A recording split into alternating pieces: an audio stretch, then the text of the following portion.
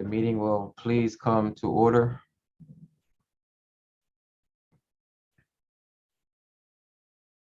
Hello, everyone. Today is Thursday, June the 16th. My name is Trippy Congo, President of Wilmington City Council. And on behalf of all of my colleagues, I would just like to thank everyone who has joined us virtually this evening. And just as a friendly reminder and request to my colleagues, I have been asked by several members from the community to ask council members to please turn on our cameras when we are speaking. So for those of you who are able to do that, please, the public said they just want to see our faces when we're speaking. We're going to have opening prayer from Akira Granado.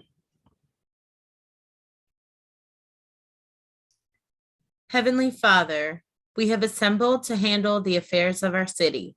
As we do so, we ask for your guidance and understanding. We pray that our city reaches a place of peace and safety. Keep us out of harm's way and bless those who are in authority. Let respect be key in all our endeavors. Amen. Amen. And just as a reminder, for any public comment, there's a Google form sign-up link in the chat for anyone who would like to speak. Public comment will take place after non-legislative business. At this time, we will recite the Pledge of Allegiance.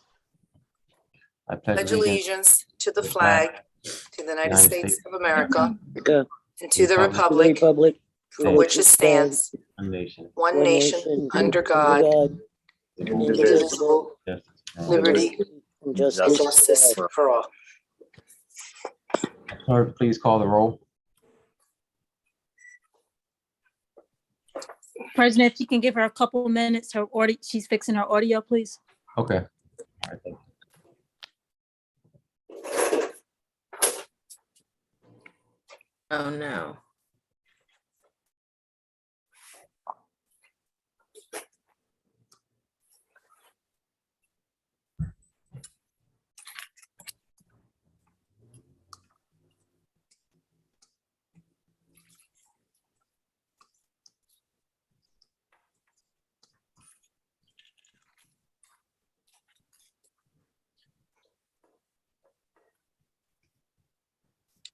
President, she's ready.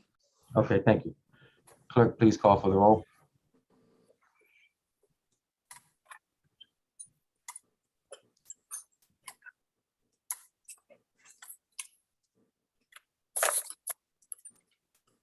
Clerk, please call for the roll. I'm sorry, President, a couple more minutes. I apologize. Okay, no problem. I understand. So just as a reminder for anyone who is going to sign up for public comment, there is a 3-minute time limit for your public comment. So please try to make your comments as concise as possible. When it gets close to around 30 seconds left, we will give you a friendly reminder, but please try to keep your public comments to 3 minutes.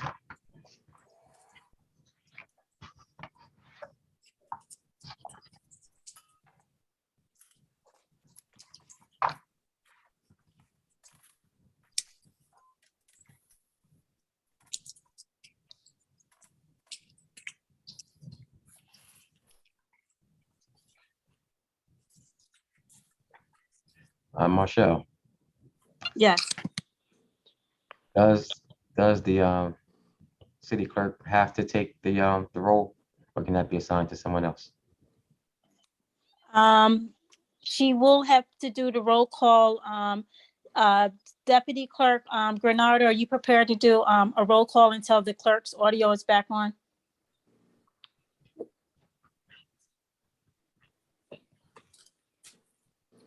Give me 1 second and I can. Thank you.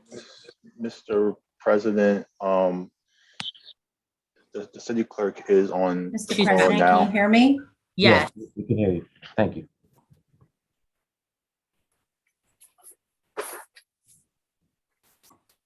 Can you hear me? Yes.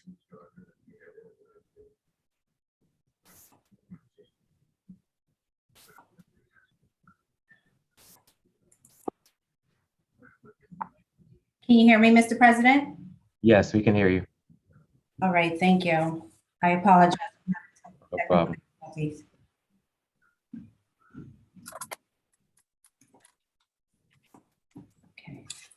Are we now on the roll call? Yes, please call for the roll. Thank you so much. Councilwoman Gray, Present. Councilwoman Darby,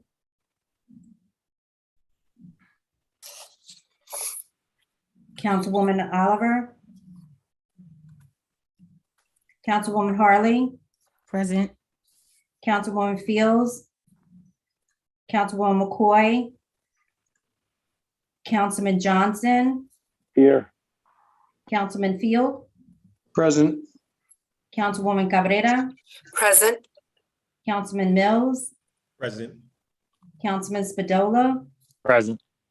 Councilwoman Walsh, Here. President Congo. Here. 9 present and 4 absent.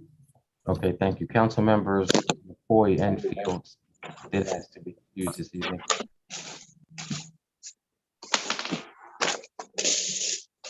At this time, we'll have the reading of the minutes from the previous meeting. June 2nd, 2022, City Council met in regular session virtually with remote participation on the above date at 6:30 p.m. President Ernest M. Congo II presiding. The opening prayer was done by Kira Granardo, Deputy City Clerk. The Pledge of Allegiance was recited by City Council. Mr. President, there were 2 tally votes that were inadvertently misstated by the clerk from the June 2nd council meeting, and therefore I have 2 corrections to be made to the minutes as follows. Let the record reflect the actual vote for resolution number 22-032, agenda item number 0184 to be 9 yeas, 1 present, and 3 absent. Also, let the record reflect the actual vote for ordinance 22-022, agenda item number 0160 to be 8 yeas, 1 present, and 4 absent. Second. I move the minutes be accepted with the amendments. So moved. Second. It's been properly moved and second that the minutes be accepted as written with the amendments on the question.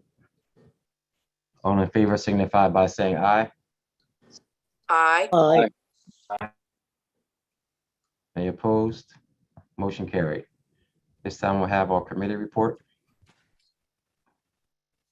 June 6, 2022, present members of council, City of Wilmington, ladies and gentlemen, we, your Finance and Economic Development Committee, by virtual meeting with remote participation to was referred ordinance number 22020 entitled, an ordinance to authorize and approve a contract between the City of Wilmington and Third Line Inc. for monitoring and auditing services. Have given this ordinance careful study and recommend council vote on it accordingly. Respectfully submitted, those members present: Councilman Johnson, Councilman Nathan Field, Councilwoman Oliver, Councilwoman Walsh, Councilman Spadola, President Congo, absent with leave, Councilwoman Harley. At this time, I move for the committee report to be received, recorded, and filed as written. Second.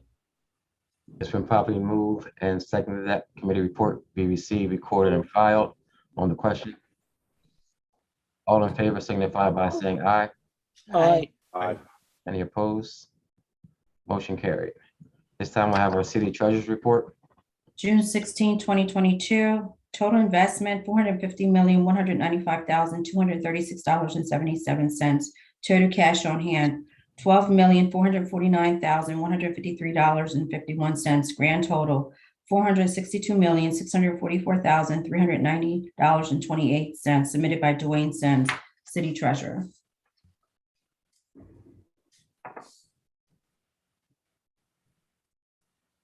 Motion.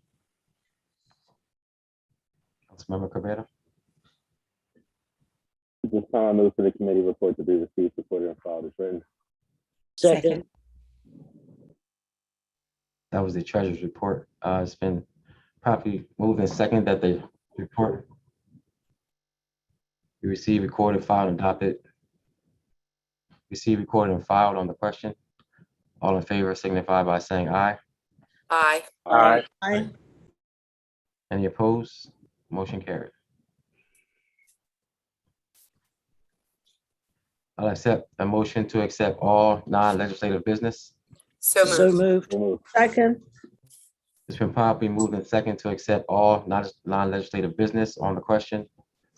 All in favor signify by saying aye. Aye. Aye. Any opposed? Motion carried.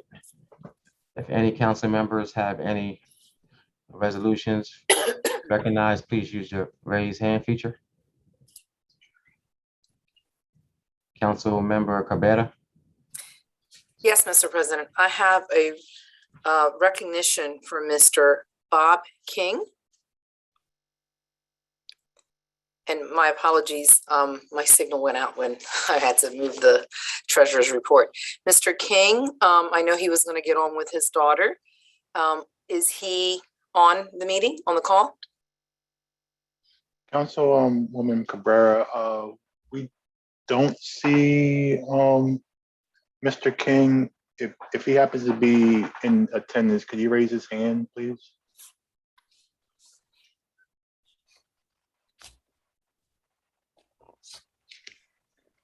I know the family stated that the technology was going to be a challenge, but that his daughter would help him get on for the meeting. But if they were not able to make it, I can hold the recognition until the next meeting. Okay. Still Is that no, we don't see anybody, Mr. Wendell. That's a negative, Councilwoman. I don't see any hands raised, or I don't see any names that could resemble the King family.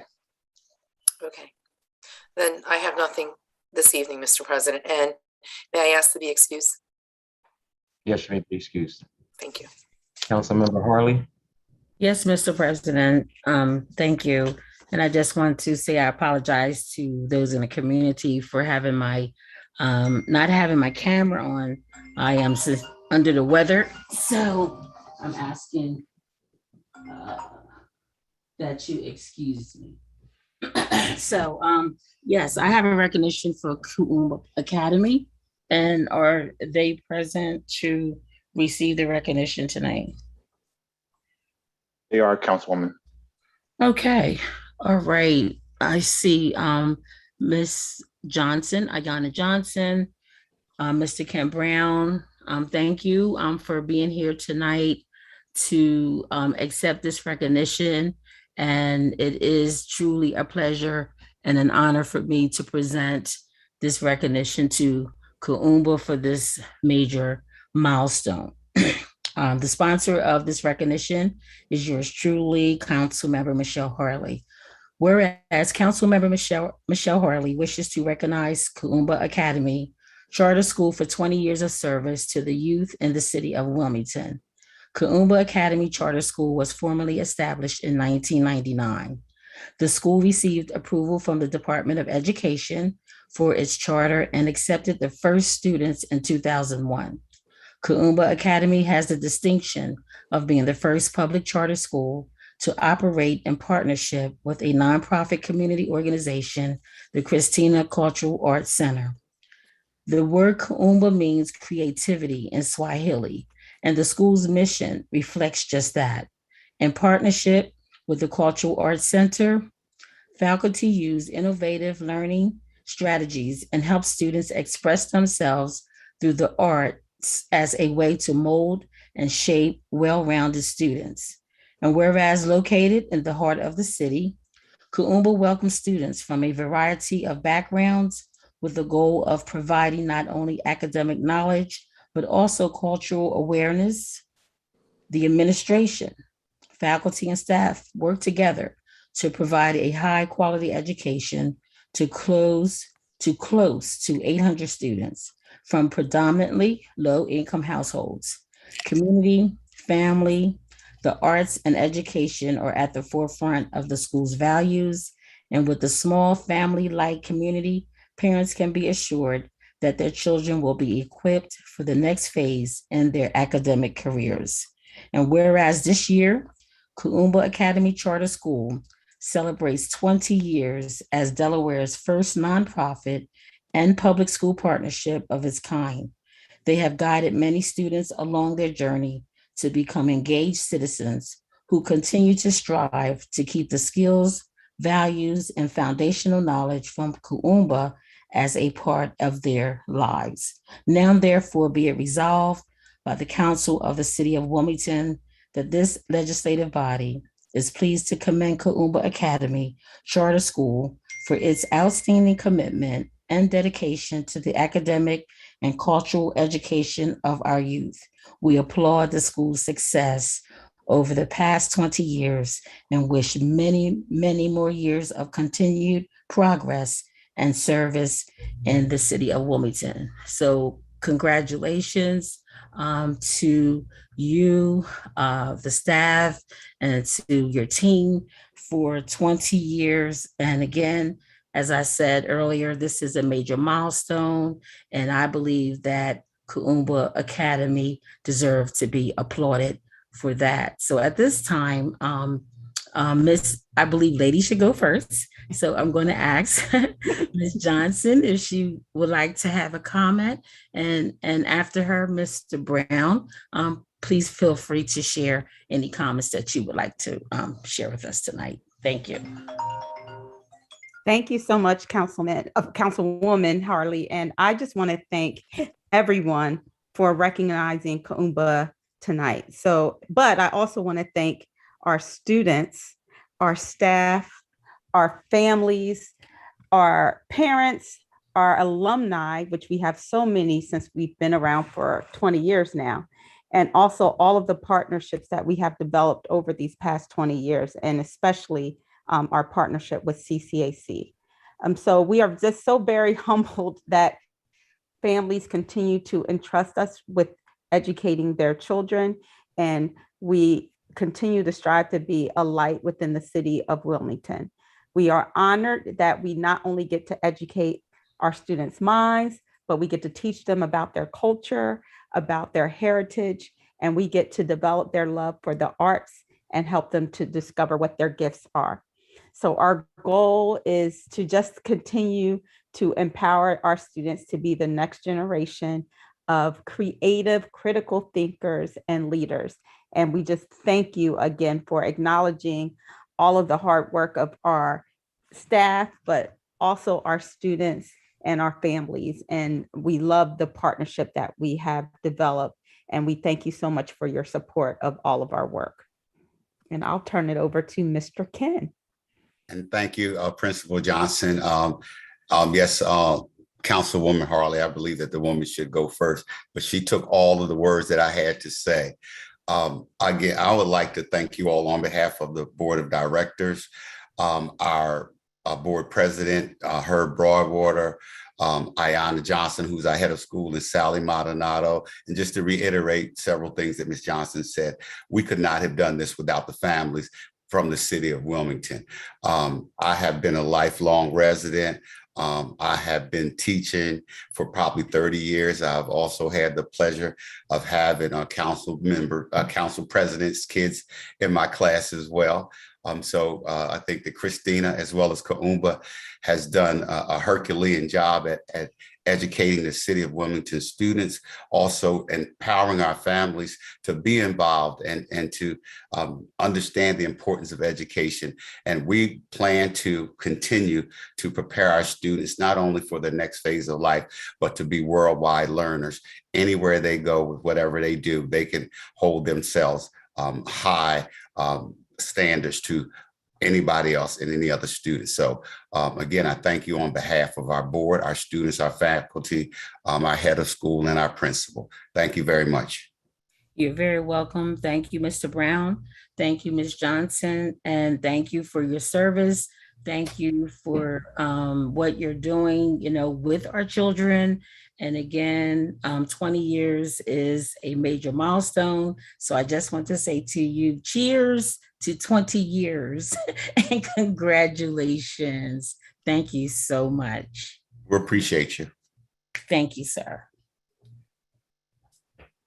Yes, I also would like to definitely don't want to reiterate that everything that Councilwoman Harley just mentioned, but I just want to thank you and your team, both of you and your team, for everything that you do for our community.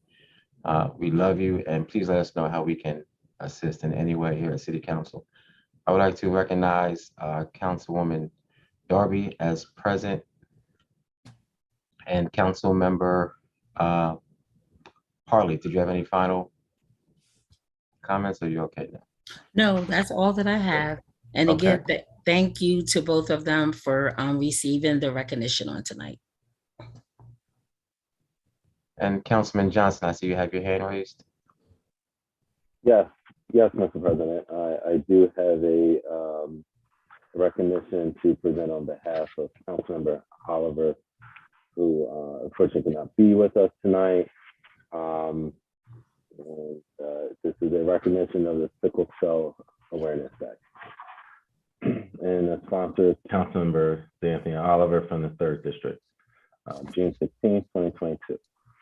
Whereas it is the sense of City Council to honor individuals and organizations who have demonstrated outstanding achievement and of deserving of recognition and acknowledgement. Councilmember Anthony Oliver would like to acknowledge World Sickle Cell Day, which takes place on June 19, 2022, and to recognize the contributions of the Nemours AI DuPont Delaware Comprehensive Sickle Cell Research Program and Tova Community Health. And whereas sickle cell is a disorder that affects the body's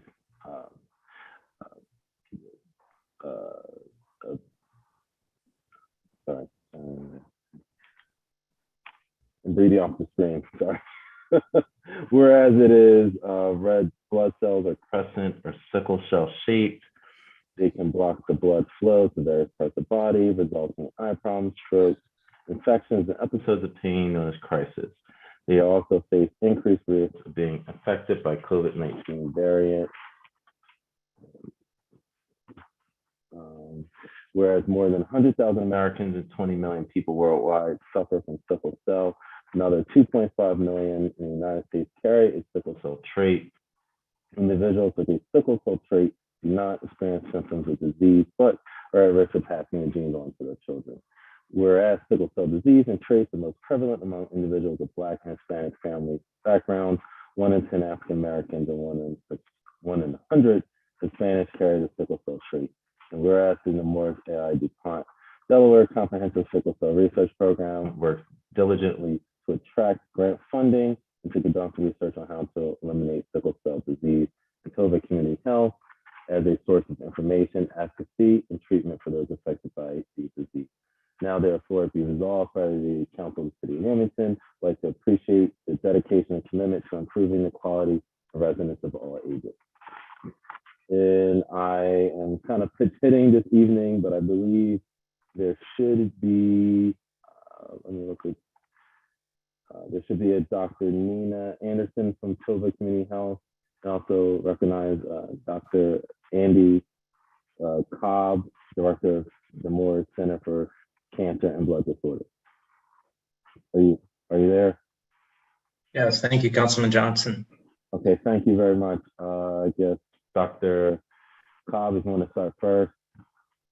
Sure, thank you. My name is Andy Colvin. I'm the director of the Nemours Center for Cancer and Blood Disorders. And I want to thank the council for acknowledging the work and recognizing World Sickle Cell Day, and also the work of Dr. Anderson and Tova Community Health.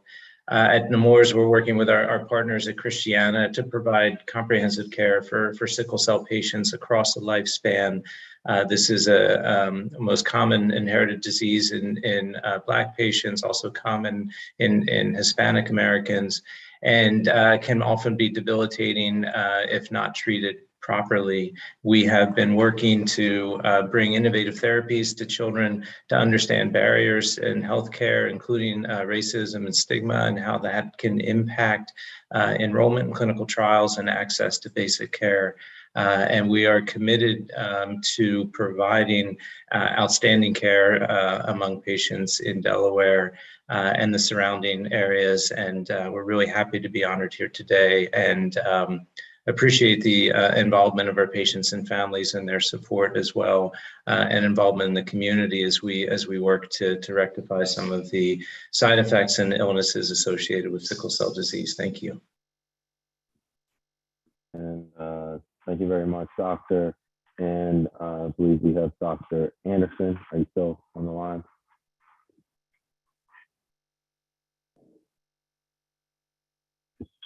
Did you drop off? Can you hear me? I'm here. Yes, I can hear you. Yep, there you are. All right, fabulous.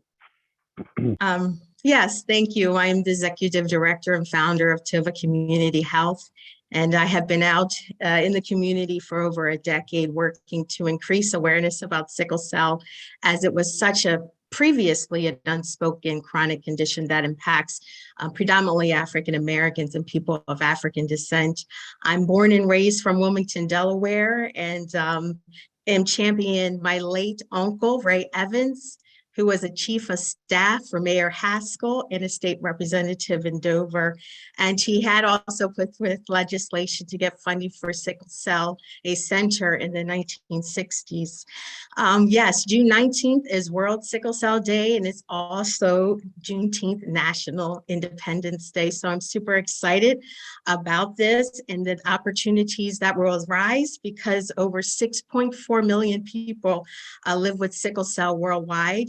And having been able to go to the far worlds of Asia to spread awareness about the importance of increasing donor diversity, I'm glad to be able to be here and to continue the work that I'm doing to make sure our community has access to high quality care. And as a small business owner, we're always challenged to try to stay afloat and to be able to be nimble and do things differently from COVID, as this vulnerable patient population has been severely impacted by COVID. But more or less, as a small business owner, I value the relationship with my client. I value the importance of serving the community. And there's so many people I can want to thank, but most importantly, I want to thank my husband, Julius, for being such a champion, and the work that he's done at the Port of Wilmington really has, I've learned so much from him in the importance of service. So I want to say thank you to President Council and Trippy Congo, who's known my family, as well as Councilwoman Oliver. Thank you so much. Thank you very much, Dr. Anderson. Again, Councilmember Oliver had emergency, and I'm covering, but I know she's been involved with your organization in promoting health, and I believe that she's actually at a health conference right now, learning more about how she can bring health and wellness to Wilmington. So again, I thank you very much. I personally, I'm on the blood donor list as well, in terms of the national registry. So I know how important it is, and again that we council spread the health and wellness. So thank you very much, and Dr. Cobb as well. Thank you very much for what your center does, and please, there's some more comments. Council President. Yes, Council Member Gray. Yes, thank you, Mr. President. I would just like to compliment both doctors and to thank you for your research and your spreading of the word, because it's personal. I have two first cousins. Well, I have first cousins that are sickle cell positive. They actually have the disease. And I can remember as a child, when they would go into crisis, it would be very difficult to find them treatment. Very few of the hospitals knew how to treat them. And I remember one time we were out of town and we had to rush back in the car to Chicago where she could get treatment. And so I'm very happy that you're doing this, and I hope you spread the word, and I hope people support you and we get some cure for sickle cell. Thank you. Thank you. I would also like to thank both of you for all the work that you do right here in our city. Of course, I'm a little biased towards Nina, Dr. Anderson, just because I have known her and her family since the 80s. I don't know if we realize what a giant you are in the sickle cell community, but you definitely have, you keep us first. So thank you, Dr. Anderson, for everything that you do for our community. And I don't see any other hands raised. So Councilman Johnson, any closing remarks? Mr. President, I believe that concludes our presentation. Okay. All right. Thank you very much, Doctor. Yes, Councilwoman Oliver did ask to be excused. From all council, I would like to recognize Juneteenth Day of Observance. Also from our council, I recognize the Coalition of Black Trade Unionists, their 5th Annual Solidarity Ball. From Councilwoman Cabrera, she would like to recognize Reggie Dwayne Johnson, and also the National Caribbean Heritage, American Heritage Month. From Councilman Spadola, he would like to recognize Jamar Raming from the Wilmington Public Library. And also I have a sympathy resolution for Dr. James E. Newton. At this time, we will move to public comment. Just as a friendly reminder, there is a Google form sign-up link in the chat for anyone who would like to speak. Again, please remember our 3-minute time limit. If you get to around 2 minutes and 30 seconds, I will give you a friendly reminder that you have 30 seconds left. Please do not direct any of your comments to any specific council person, but please direct all your comments to me as the president. At this time, I do believe we have one person who signed up for public comment, Mr. Brandon Fletcher. Thank you for joining us. Thank you, Council President Congo and Wilmington City Council. I have, I guess, 2 comments. The first being, when will City Council move from virtual and remote participation to in-person council meetings? I think that we have certainly passed the mark of the height of COVID. And I think we're starting to see the community come back together with all the festivals. And I think that it would be right for council to be back in person so more people can participate in local government. So yeah, if any council member can just say when that is going to happen, or if there's a plan for in-person council meetings to come back, that would be great for the community to be aware of.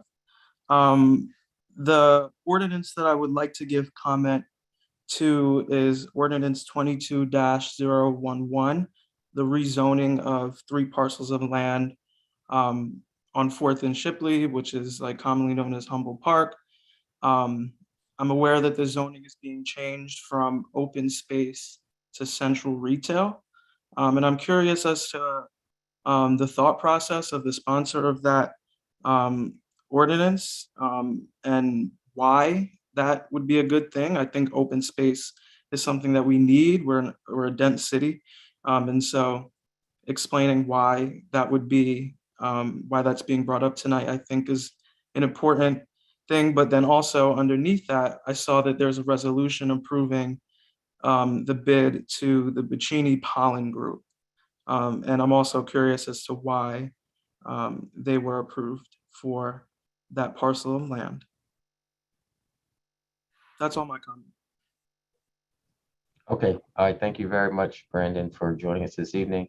So unfortunately, this isn't a question and answer period, but I will address your concerns as far as council returning back to the chambers during petitions and communication. And fortunately, like you said, that is on the agenda. Your second concern, so that will be addressed during tonight's agenda. And I believe that that's everyone for public comment. At this time, we will move to legislative business. Councilmember Gray. Mr. President, I have a resolution to present. Resolution 22036, Agenda 0189, whereas the City of Wilmington government has a compelling interest in promoting public safety by reducing gun violence and preventing potential mass shootings. And whereas prior to July 4th, resolution be received, recorded, and filed and adopted by a yea and nay vote.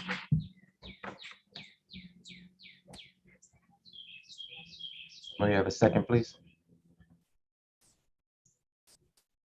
Second. It's been properly moved and second that this resolution be received, recorded, filed, and adopted by a yea and nay vote on the question.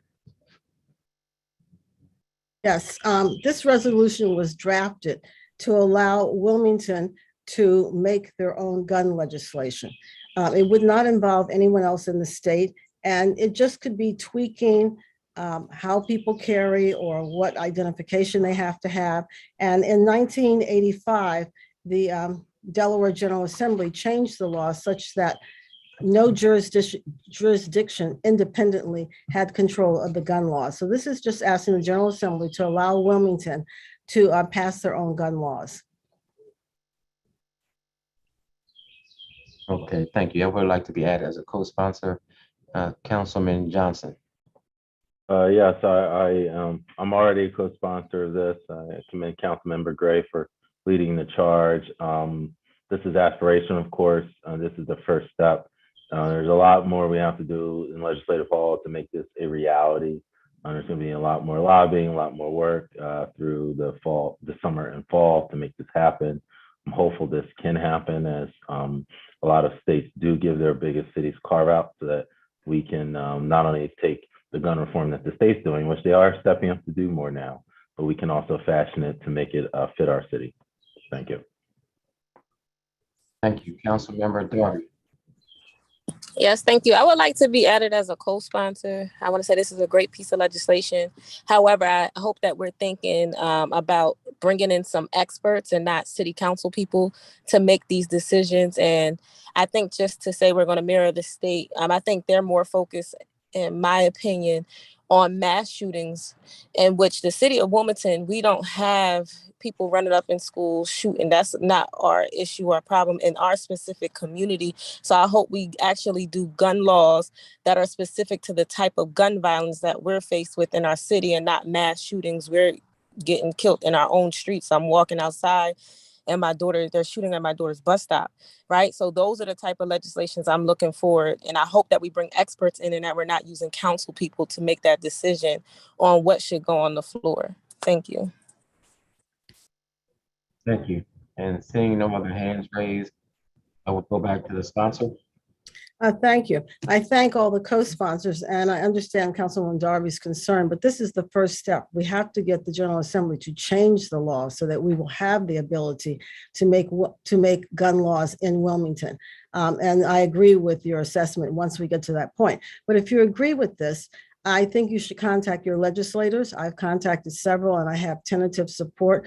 But as Councilman Johnson said, the more support we get on this, the more they'll discuss it over their break, and then they may bring it back up in January. I don't have the expectation that this will go anyplace before July 1, but we have to push. We have to let our legislators know that we're in support of this, and push, push, push. I mean, that's all we can do. So thank you. Thank you. Clerk, please call for the roll. Councilwoman Gray, Yes. Councilwoman Darby, Yes. Councilwoman Harley, Yes. Councilman Johnson, Yes. Councilman Field, Yes. Councilman Mills, Yes. Councilman Spadola,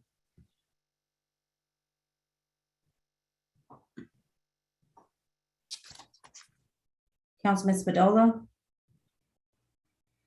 Councilwoman Walsh, Councilwoman Walsh did ask to be excused. President Congo. Yes. 7 yeas and 6 absent. Declared adopted.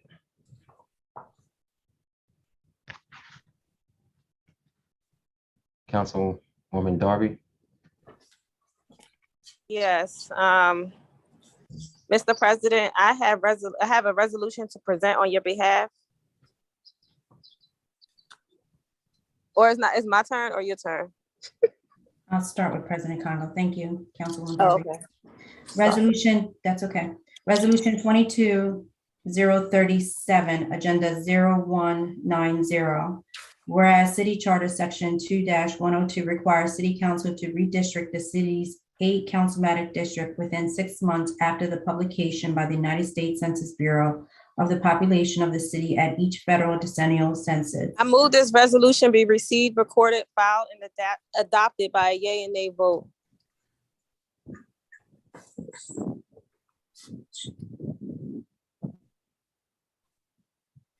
Wait a second.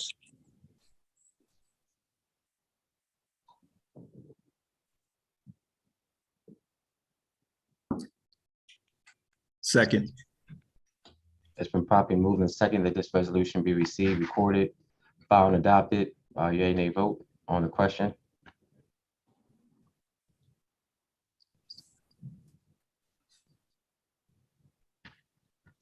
Well, I would hand it over to you since I'm presenting on your behalf. If you want to present. Okay. Yes, thank you. Yeah, so this is just legislation so that, so right now, as the clerk just read to us, city council is responsible for the redistricting process at the end of the census every 10 years. And as we have experienced, it can be extremely, well, it is extremely political. So this is just attempting to take the politics out of it, remove council from that process. Council will still have to vote on an outside entity's recommendations. And again, I think this would be a much more non-political, non-biased, fair practice if an outside entity handles the redistricting for our community. Council member Johnson. Thank you very much, Council President. This is more maybe a question for law department, but this appears to be, I don't know if this violates our rules, but it seems to be a resolution, but it's proposing to amend the charter. So is it a resolution and then the ordinance will come later? Is there clarity from law department on that?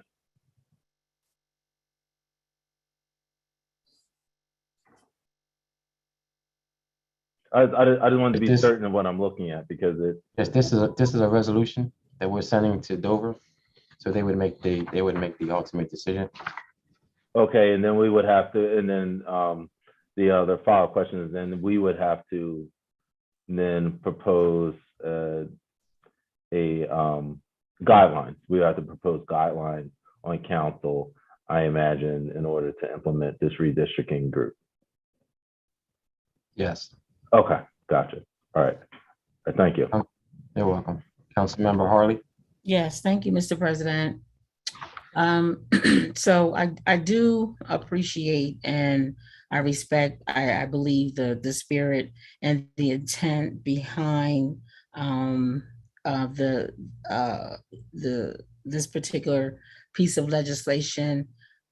However, as being a committee member of the redistricting committee for this particular census, I can truly say that if there was 100% participation from the committee, I think that individuals would have been able to see that there was nothing political about the conclusions.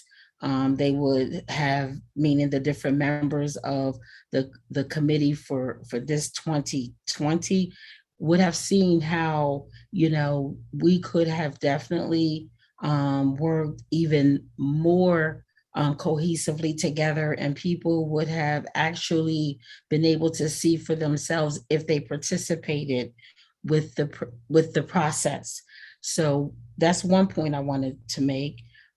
Secondly, I feel as though that the council members that will be making decisions and being involved with the census in 10 years, I really do think that they should be the ones to decide how they would like to do their redistricting. We could have worked together and decided on getting an independent commission this particular year for the census. We could have done that. So we had the power to do that, but nobody suggested that. Nobody worked collectively to do that. So because I feel as though the next council that will be in these seats in 10 years should make that decision. They can make that decision. I won't be able to support this particular resolution because I think they should have the same autonomy and they should have the same authority to work together collectively and encourage everybody to get involved and decide if they want to get an independent commission to work with the census. Thank you, Mr. President. Thank you. Councilmember Gray. Thank you. I see the redistricting as maybe a numbers exercise. So I really don't think that the council members need to be involved in it. I think our committee did a good job and everyone was involved. I mean, we had the public giving information and that made it very tenuous and laborious. I think the council members could have put our effort into other concerns, crime, legislation. But the months we spent on redistricting, I feel was just not well used. And that's the reason I totally support that you take it out of the hands of the council members and give it to an independent group and they can work on it and come back to us and let us approve what they've done. I'm not saying that they would just have carte blanche to do the redistricting, but other jurisdictions do it that way. And I did suggest it at the beginning of redistricting, but I didn't get any support and no one wanted to do it that way because we've never done it that way. We seem to want to continue to do things the same way rather than move on and take best practices from other government agencies and based on research. So I think this is good legislation. Thank you. Thank you. Thank you, Councilman Dola. Thank you, Council President. I am looking at the legislation. My major concern with it, and somebody can help clarify, is there's no defining process as to how this independent redistricting commission is picked. Is it a vote by council? Is it a decided upon by the council president? Is it something that the next council would have in their rules? So I guess that is my main concern, because otherwise I do agree with the spirit of it. So yeah, can anybody provide any clarity on that? Or is there a way we could button that down too? No, that's a conversation for, further down the road, once we get approval to at least, once the charter is changed, and we can talk about the process moving forward. But my first intent was to at least get the process out of our hands, get the charter changed, and get it to an independent group. So no, there's nothing in writing, defining the process. That's going to come further down. Thank you. Thank you. Council Member Darby. Yes, thank you. Before I comment on this piece of legislation, I have a question about, I didn't want to yell point of order, but you're the only one that can request for attorney to speak on something. So I just want to make that very clear. Am I missing something? Anyone can call for our attorney, for the city's attorney, but I would have to give approval.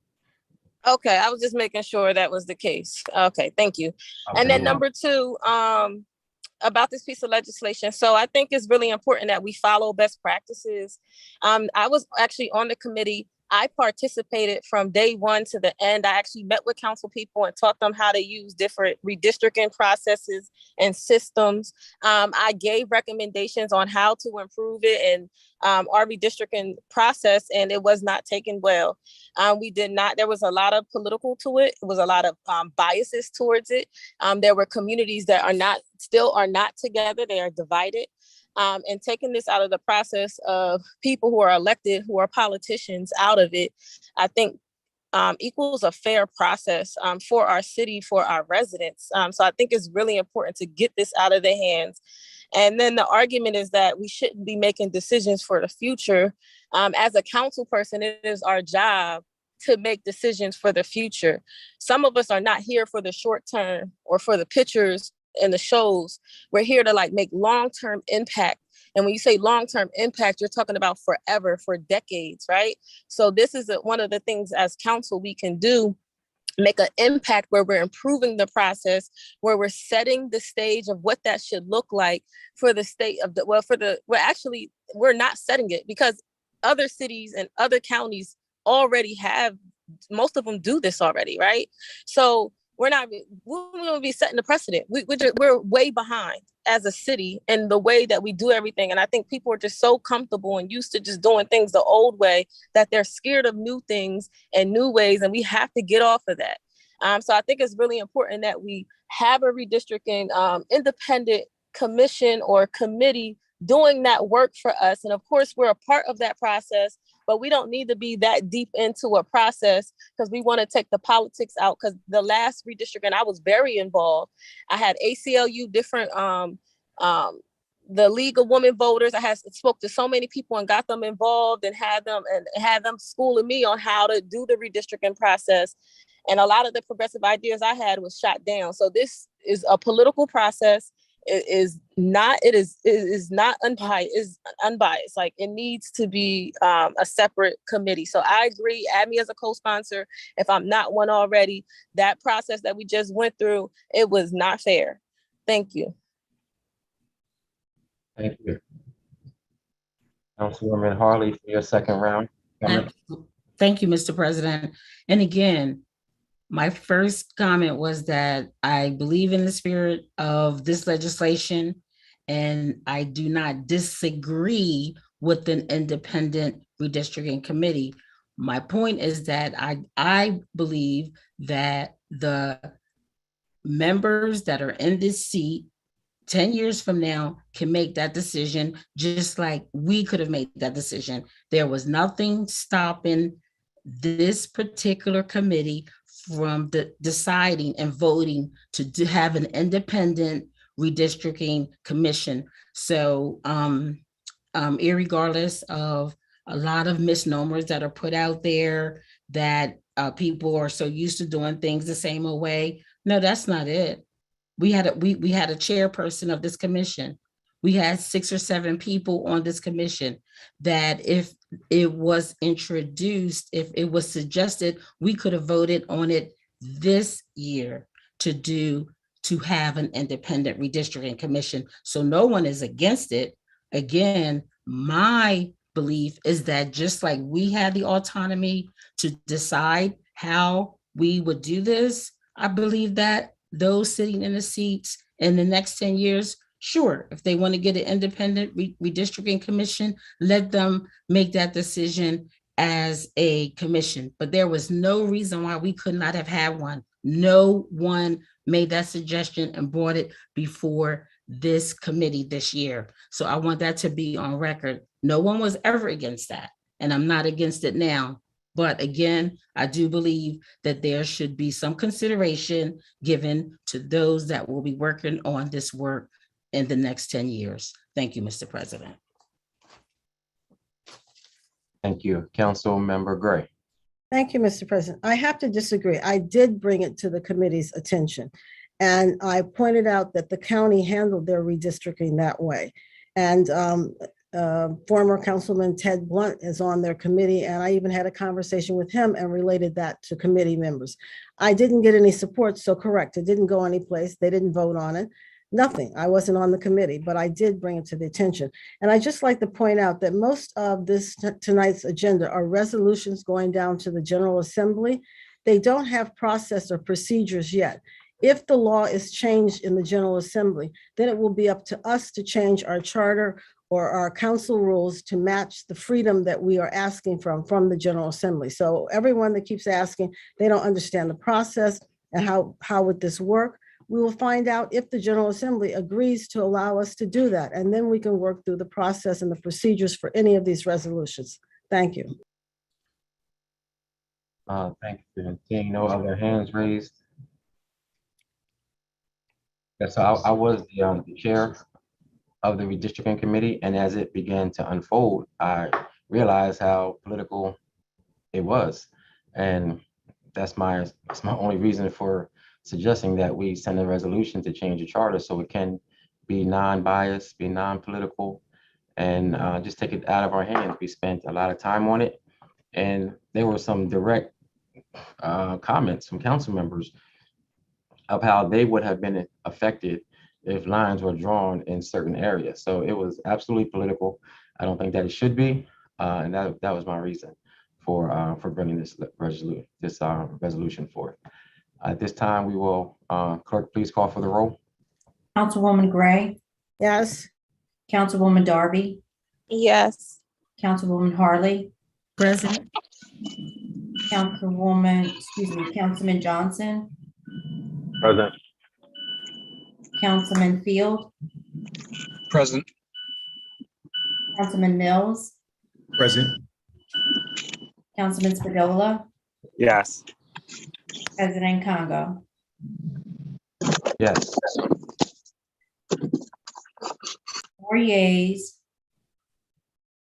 4 present, and 5 absent. So that you said 4 yeas, 4 present. Correct, Okay, that would be defeated, correct? correct. Okay, declare defeated. Councilmember Darby? Yeah, Mr. President, I have another resolution to present on your behalf. Resolution 22-038, Agenda 0191, whereas the Wilmington City Charter requires any person desiring to serve as a member of council to be at least 25 years old at the time of election. And whereas the Wilmington City Charter proposes to amend the Wilmington City Charter to lower the minimum age requirement of a member of council to 23. Now therefore be it resolved by the Wilmington City Council that pursuant to Title 22, Section 811 of the Delaware Code, this council proposes to amend Section 2103 of the Wilmington City Charter by adding the underlying language and deleting the stricken language to read as follows. Qualifications of councilman. Section 2-1. I move this resolution be received, recorded, and filed and adopted by a yea and nay vote. Second, It's been properly moved and seconded that the resolution be received, recorded, filed, and adopted. A yea, nay vote on the question. Yes, I'll move this to you since I'm presenting on your behalf. Okay, thank you.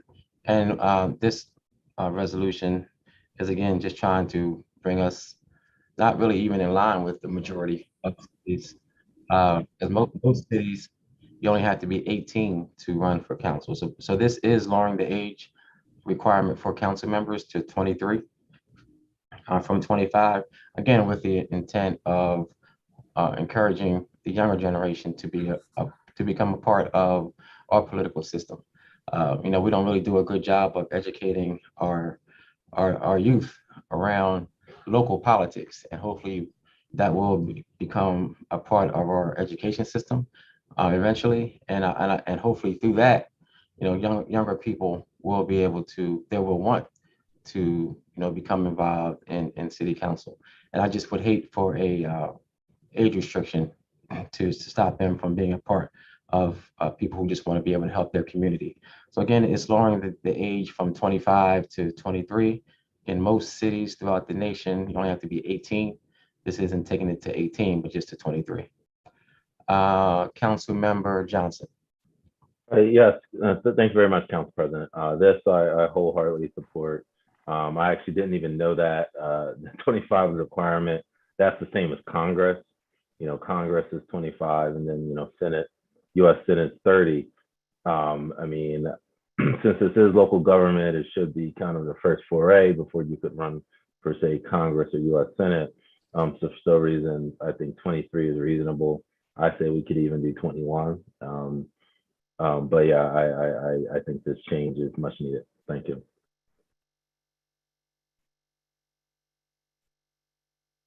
Thank you. Council Member Harley. Yes, thank you, Mr. President. Yes, this is a good piece of legislation. I did some research a couple years ago on the average age of candidates that ran for city council. And I believe like the youngest person, not city council, legislators. I think there's a state rep. The youngest state rep was 18 years old, like in North Carolina or Virginia or somewhere like that. So yes, I think this is a good piece of legislation, and to allow some of our younger interested individuals that really want to bring about positive change for the city of Wilmington to have access and opportunity. And I have one question. Are we aware of anyone that tried to or was interested in running, and because of their age, they were not able to? Just curious. That you're aware of? Yes. Yes, I'm aware of someone who wanted to run, but they weren't old enough. Okay, that's good. That's good to know.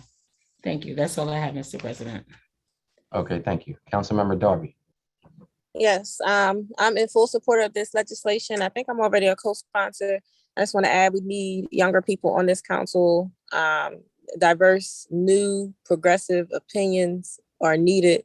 So I'm in full support. I wish it was 18 because I think if you can ask somebody for their vote, they should be able to run for office too. But I know that's not going to happen here. But we'll just stick with 23.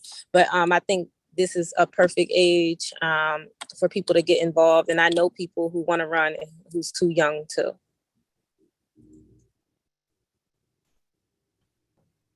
All right, seeing no other hands raised, clerk, please call for the roll. Councilwoman Gray, Yes. Councilwoman Darby, Yes. Councilwoman Harley, Yes. Councilman Johnson, Yes. Councilman Field, Yes. Councilman Mills, Yes. Councilman Spadola, Yes. President Congo. Yes.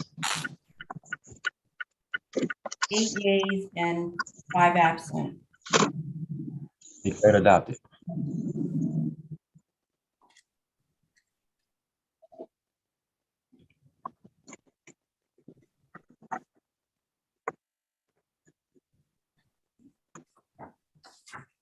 Councilmember Darby.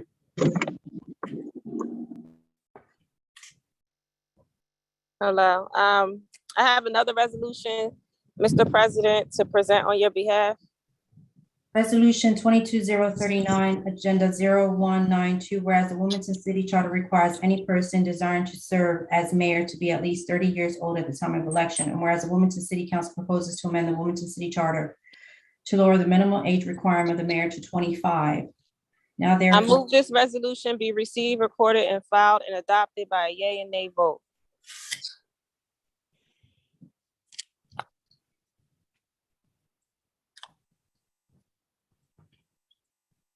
Is there a second? Second. It's been properly moved and seconded that the resolution be received, recorded, filed, and adopted by yea and nay vote. On the question,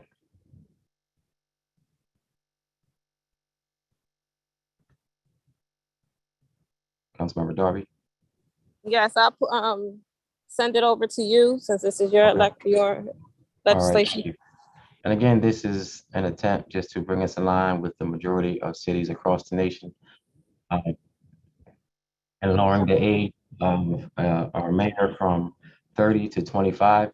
And thinking about it, it probably needs to be lowered to at least 23, because if something were to happen to the mayor and someone in the city council president would need to move up to become the mayor, they would not be old enough. So it probably, I'm thinking that I'm going to make a friendly amendment to make that age 23 instead of 25. So yes, I would like to make a friendly an amendment to change the age from 25 to 23. No. I second.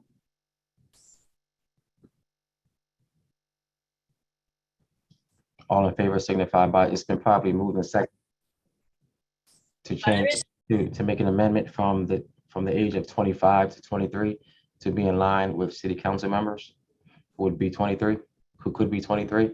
All in favor signify by saying aye. Aye. Aye. Any opposed?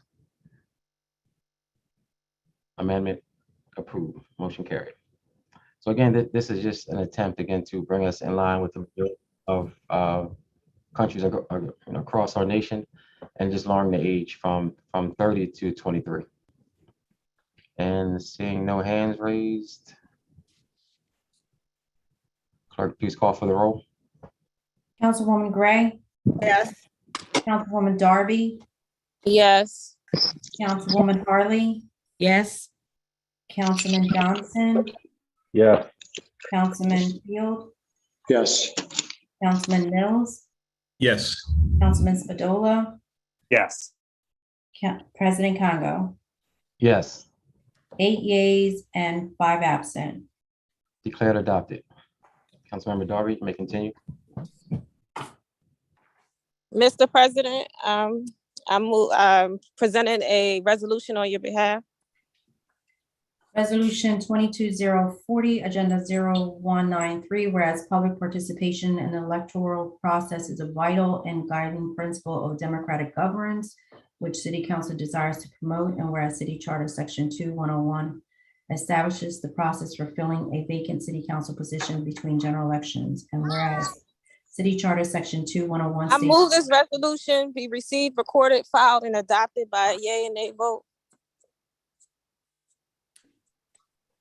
Second.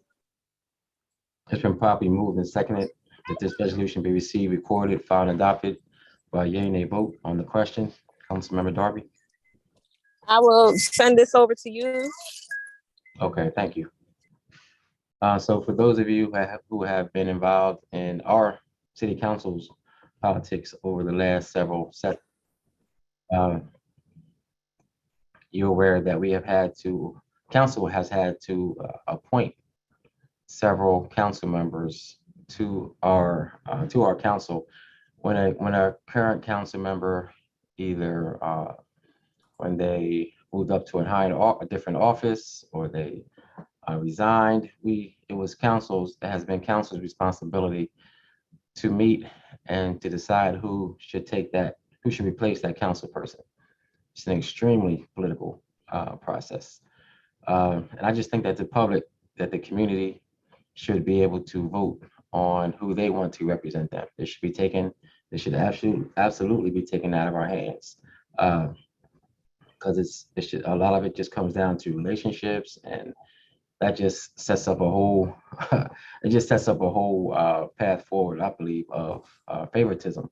And again, I just think that the community, whether it's the entire community, if the person's at large, or if it's a district council member, they should be able to vote for who they want. I know there are finances attached to this, but again, we find money for what we want to find money for, and it doesn't happen very often. I've been on council almost 15 years. I think it's happened 4 times. But again, I think we have to recognize that it's bigger than the money that's attached to it. I think the most that we were ever quoted, I think, was between like $50,000 and $80,000. But I just think that the community should be able to vote, and that person should be able to run on their own merit instead of having relationships with council members. So with that, I will go to Councilmember Harley. Thank you, Mr. President. I agree with you wholeheartedly, 120%. I really do think it's awful that when this occurs, that it's put on the backs of city council. I do feel as though that the community should be the ones to make that decision, and not 7 out of 13 people. And I agree with you 100% in terms of, the money is, should not really be a factor here. And that it just definitely puts us out of this whole process altogether. And it allows the residents, who are the ones that really should be making that decision, to be a part of the process. So I would like to be a co-sponsor on this piece of legislation. Okay, thank you. Councilmember Johnson. Mr. President, I would like to be added as a co-sponsor as well, as this has been years in the making, and I know many advocates I've discussed this with as well. And it's a problem that not only affects Wilmington, it's actually statewide, because at the General Assembly level, the process is that there's a special election. You'll have a traditional Democrat versus a Republican, but the state party actually will pretty much select, or that RD will select which Democrat will run. In some districts, that is the race, essentially. So you do have the same issue at the state level. I don't know what the fix is, because I think they probably need a fix at that level too, but definitely support us having a free and fair election. Thank you. And seeing no other hands raised,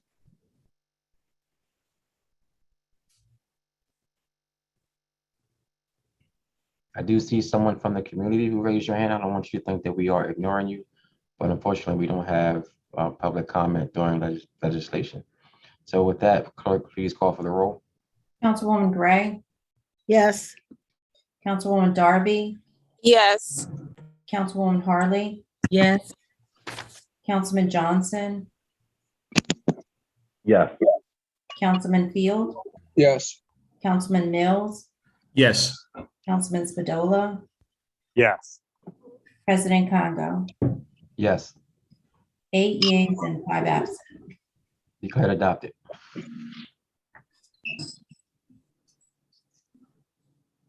Mr. President, was that the last legislation or you have more? Yes, that was the last for me. Thank you.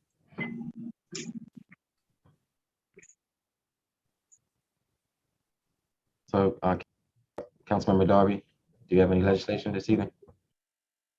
Yes, I do. I'm bringing it up.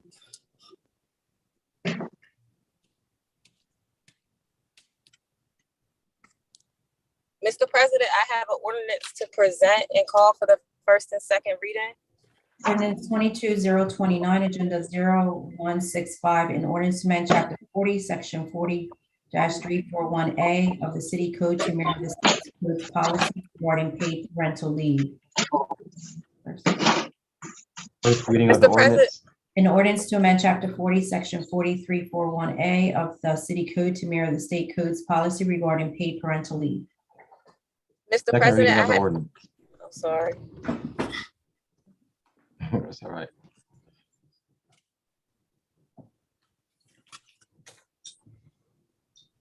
Yes, Mr. President, you said what? Yes, you may move it. Yeah, Mr. President, I move that be known as the first and second reading of the ordinance and refer it to the Finance and Economic Development Committee.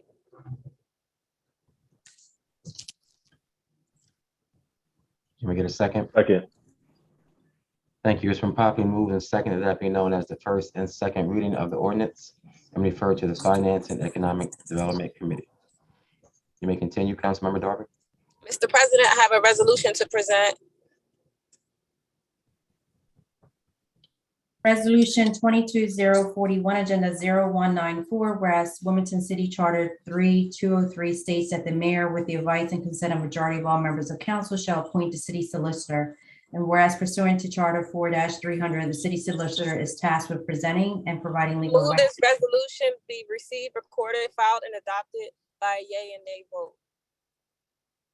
Second. It's been properly moved and second. This resolution be received, recorded, filed, and adopted by yea and nay vote on the question.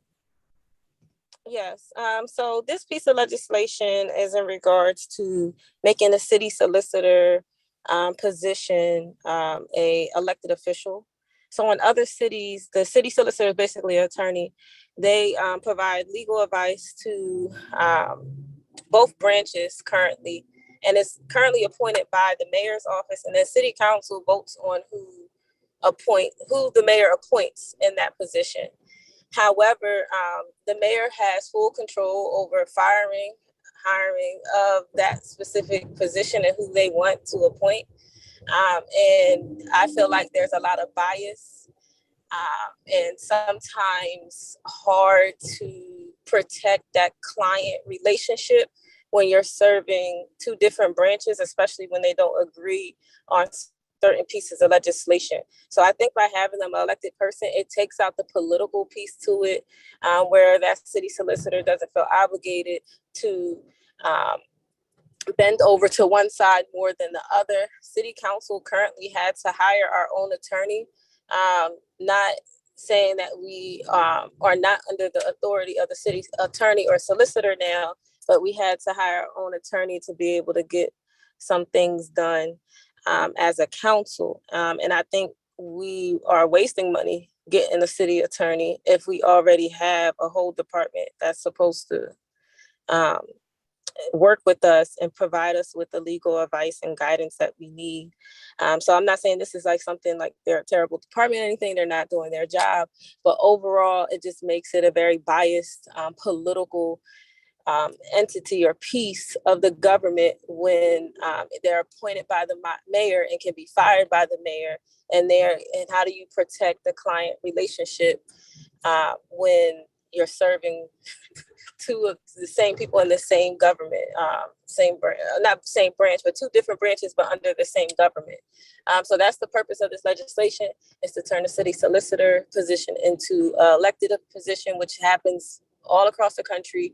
And it would take out the political piece and the bias piece to it. Okay, thank you. Councilmember Johnson. So thank you very much, Mr. President. Having I probably on council the most knowledge because I've served in these roles and under both a mayor and also at the state level under a governor. This is a very complex issue.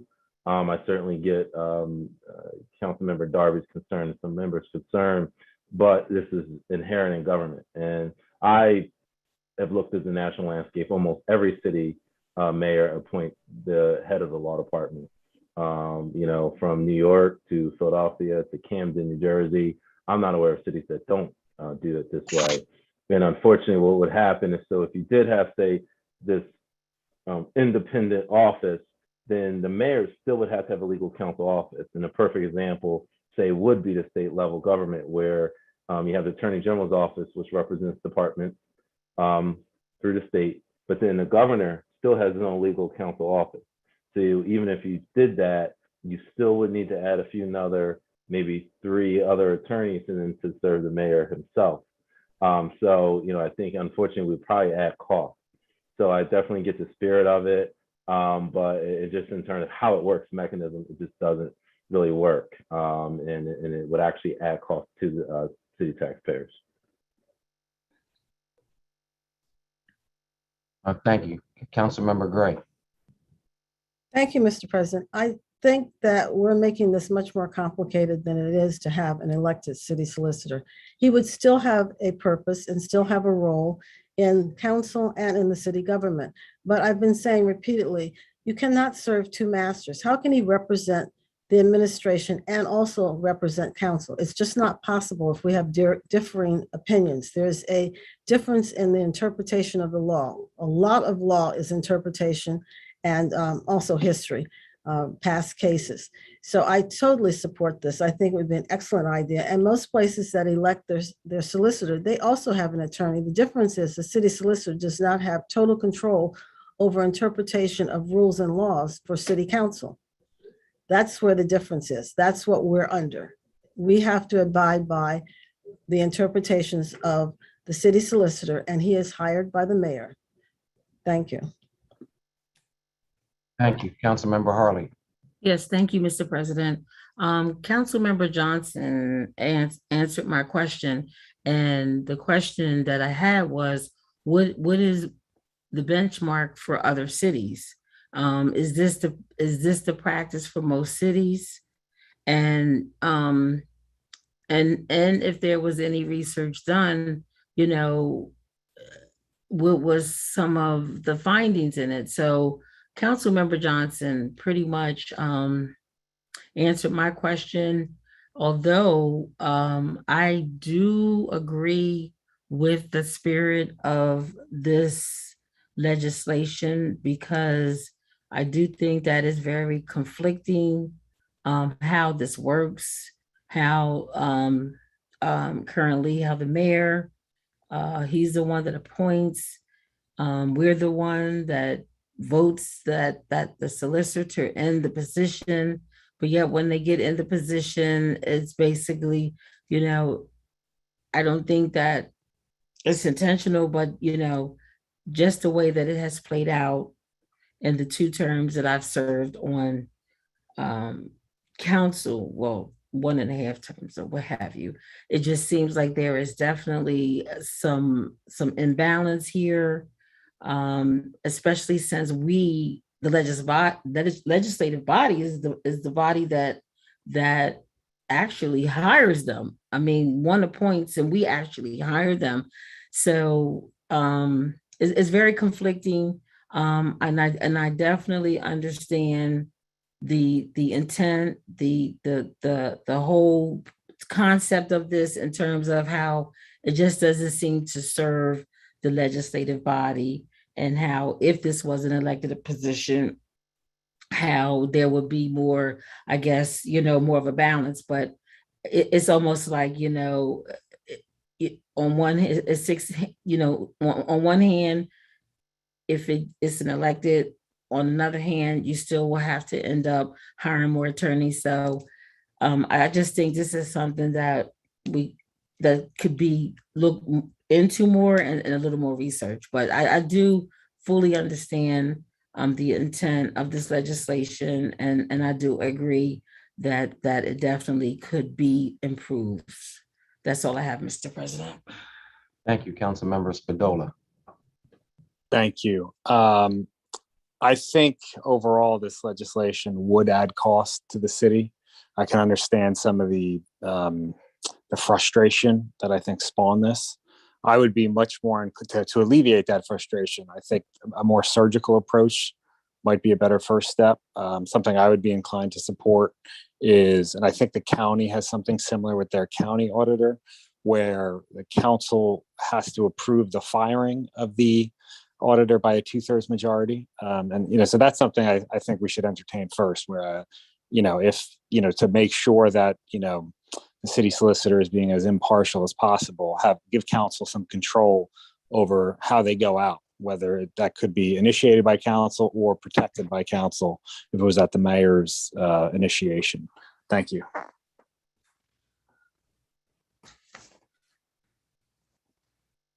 Thank you. For your second round, Councilman Johnson.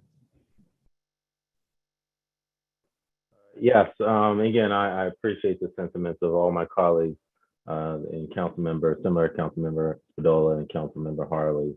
I think there's a more surgical approach. I admit that the system right now is not perfect. It is certainly, and that's why, for the longest, we've been advocating for our own legal counsel, and we finally got it this year. I think we need to take it a step further. Now we have our own legal counsel. I think it's worked well. We probably need to look at even the code in terms of who has the final say with statutory interpretation. So that, again, is where the conflict has arisen. And I know it's been a point of conflict. I think our counsel that we can, we have very, very good counsel on retainer right now with counsel. I think we should be able to have a say in terms of statutory interpretation. So that's a fight for a different day, but I definitely support trying to revamp that system.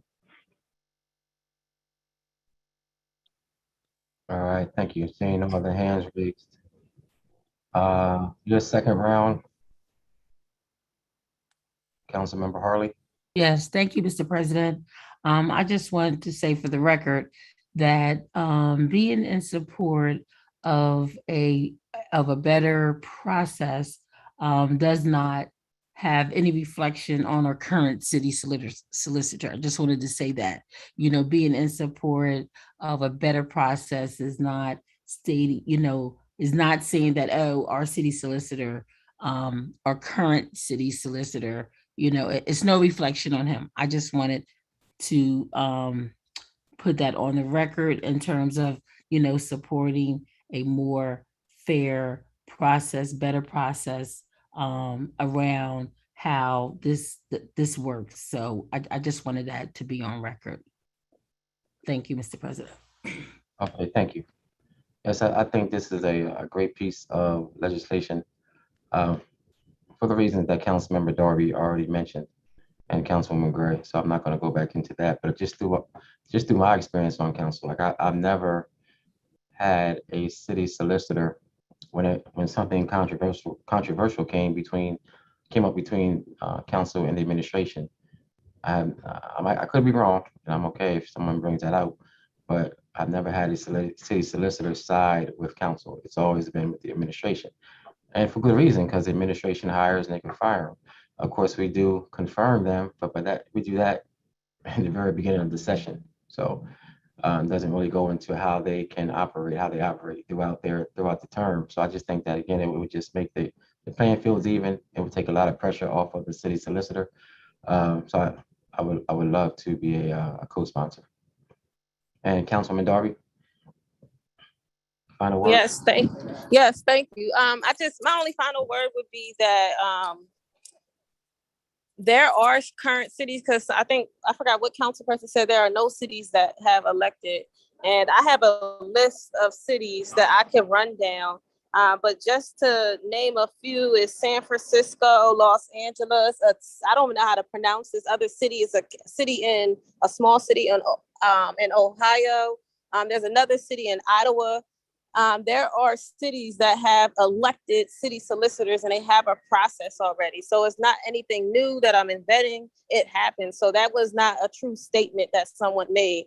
But we can just move forward with the vote. Okay, thank you. Clerk, please call for the roll. Councilwoman Gray, Yes. Councilwoman Darby, Yes. Councilwoman Harley, Yes. Councilman Johnson, No. Councilman Field, No. Councilman Mills, Present. Councilman Condola, No. President Congo. Yes. 4 yeas, 3 nays, 1 present, and 5 absent. Declare defeated. Mr. President, I have another resolution to present. Resolution 22-042, Agenda 0195. Whereas pursuant to Title 22, Section 811 of the Delaware Code and Municipal Corporations Home Rule Charter may be amended by act of the Delaware General Assembly passed with the concurrence of 2/3 of all members elected to each house thereof. And whereas council deems it appropriate to amend the Wilmington City Charter to impose term limits for members elected to the council. Move this resolution to be received, recorded, filed, and adopted to a yea and nay vote. Second. It's been properly moved in second that the resolution be received, recorded, filed, and adopted. Yea, nay vote on the question.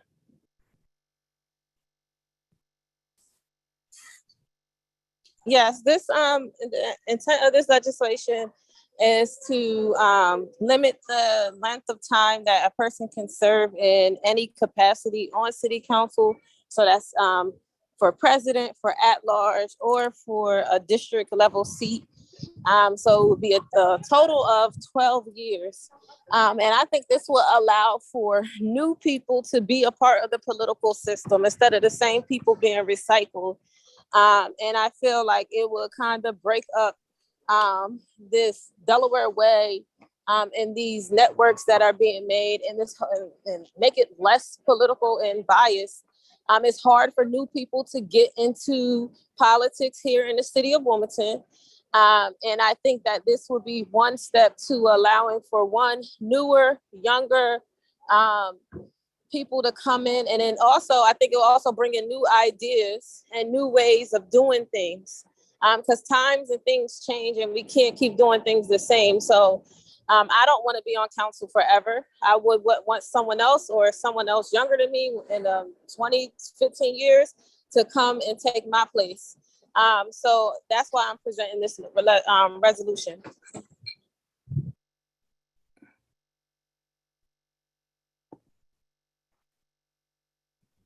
Councilmember Harley. Yes, thank you, Mr. President. When I seen this piece of legislation on the agenda, the first thing I thought about was how when you look at all levels of government, starting with Congress, you look at the General Assembly, and, as it relates to term limits, they don't have term limits as of right now.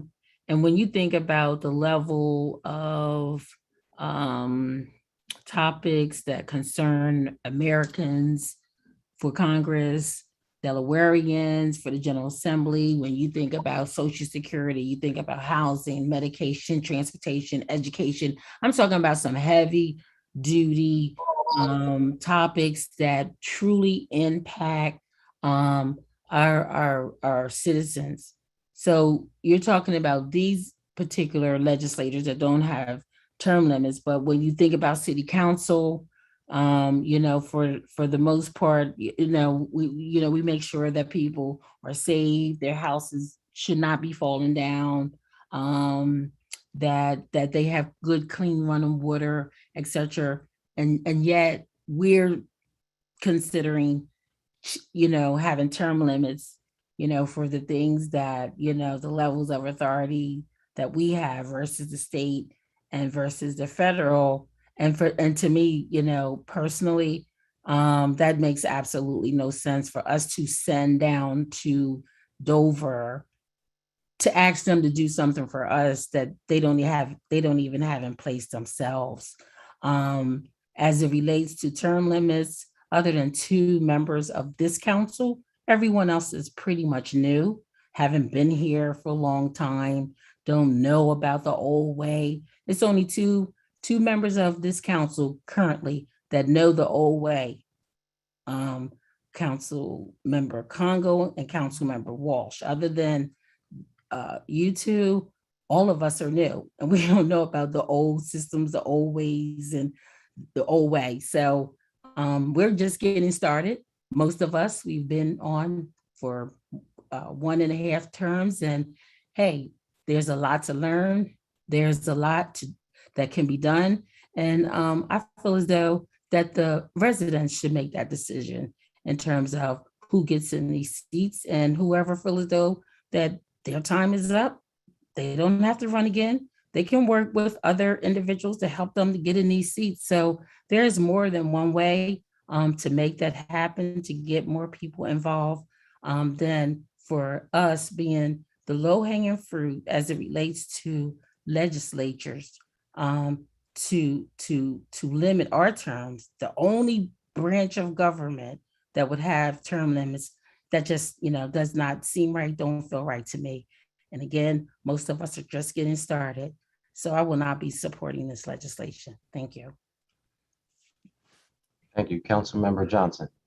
That's similar to, I'm not going to repeat what my colleague, Councilmember Harley said, but she said, I think the most succinct way, that definitely we support election reform and making free and fair elections, making voting more accessible. Certainly have always supported that, but term limits is a very divisive subject. And when you have free and fair elections, the residents and the constituents will decide.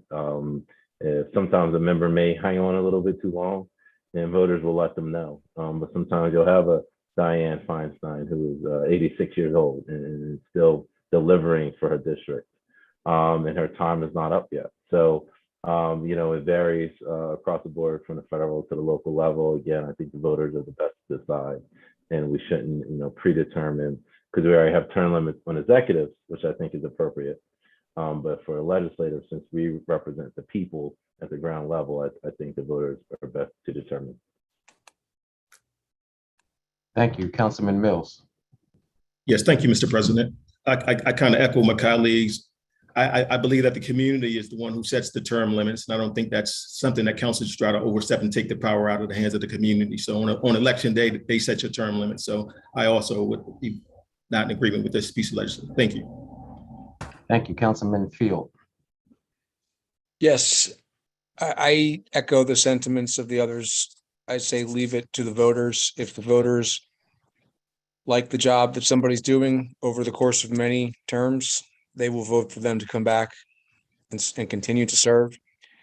And if the voters don't like the job that somebody's doing, they will signal that and they will vote that person out. So I think it's the situation of, I don't see a broken problem that needs to be fixed at this level of government. And so I just say, let it be. Thank you. Thank you. Councilman Spadola. Yeah, similar to the recent comments. And I also don't think there's an accurate picture being portrayed in terms of, this old school network. I mean, we can look in our own backyard in Delaware at the House and Senate of big upsets of longtime incumbents. We can look at the federal level of, big upsets of longtime incumbents. And frankly, I think term limits would create more of a wait your turn approach, create that network of, oh, don't run now. I'll be done in a couple of years and then you can have my seat. Whereas now it's a come and get it. And I think that, frankly, I appreciate the moxie of somebody who runs against an incumbent. And I think voters do too. And I think, similar to Councilman Mills' point, really, I think it's a nail on the head that, it's the voters that set the term limits. We shouldn't be denying the right for somebody to run or the right for somebody to vote for a person they want to. So I will be opposing this. Thank you.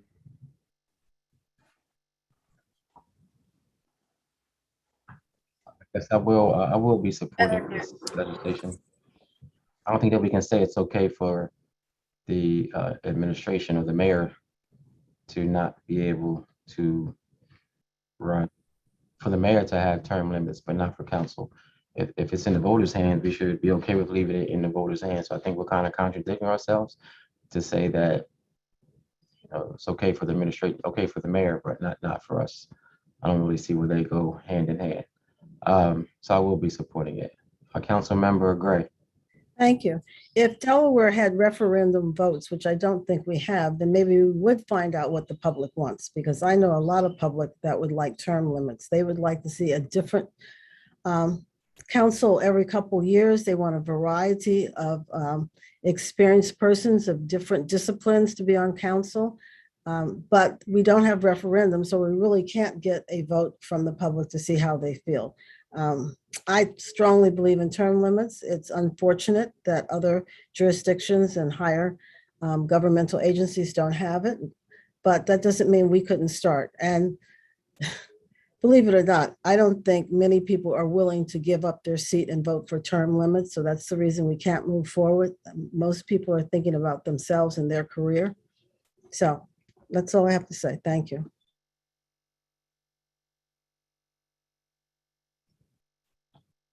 All right, thank you, Council. Second round for Council Member Harley. Thank you, Mr. President. My last comment is that if there's any council member, feel as though that they need to give up their seat, no one's stopping them. Thank you. Thank you. And seeing no more hands raised. Council Member Darby, you have the last comments. Yes. I want to say thank you, everyone, for your comments. I already knew, for a lot of reasons, that just stated that a lot of council people would not support it. I know a lot of residents who want term limits. Like, I did a poll. I have talked to people that came to me and said, we need term limits. We need term limits. So this is not coming from me. This is coming from the community. They are looking for term limits to happen. So because they are tired of Wilmington city government.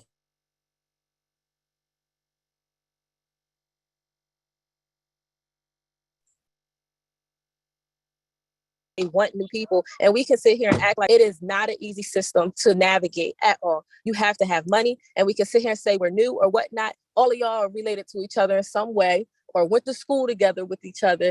Everybody is connected in some way on this city council to prior council people, or people who are close to council or who worked in city council. Everyone and most people on this council are. So we're not going to play those games. Like, you're just fresh new, wasn't in the political scene at all. Somehow before that you were involved or you're related to someone. Like, it's the city of Wilmington.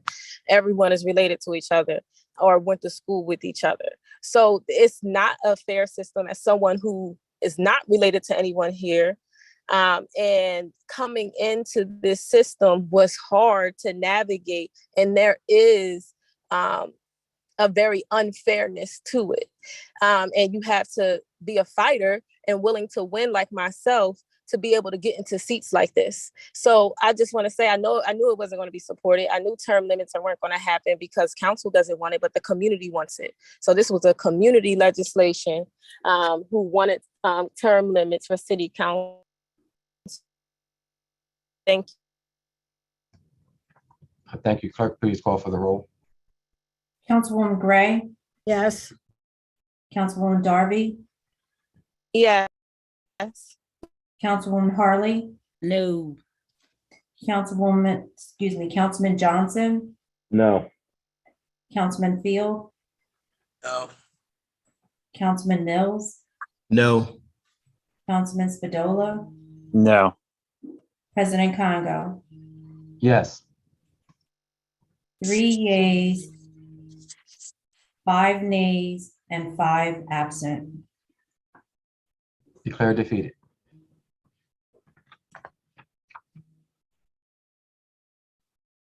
Councilmember Darby, you may continue. Yeah, I have another, Mr. President, another resolution to present.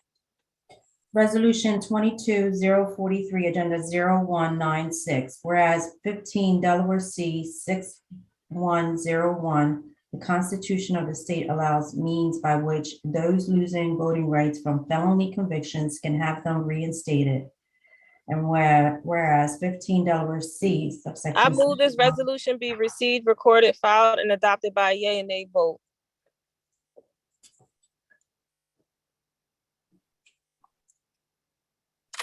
Can we get a second?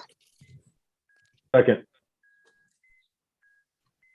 It's been properly moved and seconded that this resolution be received, recorded, filed, and adopted by a yea nay vote on the question. Yeah, so this legislation came, I was on the redistricting committee, and as one of the people who participated and was on this committee, one of the things that I proposed was that to reduce prison mandering was that we don't count prisoners by where they're located, where they're incarcerated, but we count them by their last known address, right? So that's one of the things that I was able to present. And on top of that, I believe that if we're going to count them either by where they're incarcerated or even by their last known address, that we should also allow them the right to vote, right? So why are we counting people's votes and they don't even have a say in who's in office? So you have a lot of that happening. And I think it's important as we're thinking about redistricting, that we're thinking about the most vulnerable populations, and that would be incarcerated people, as what I did in the redistricting committee. So that's it.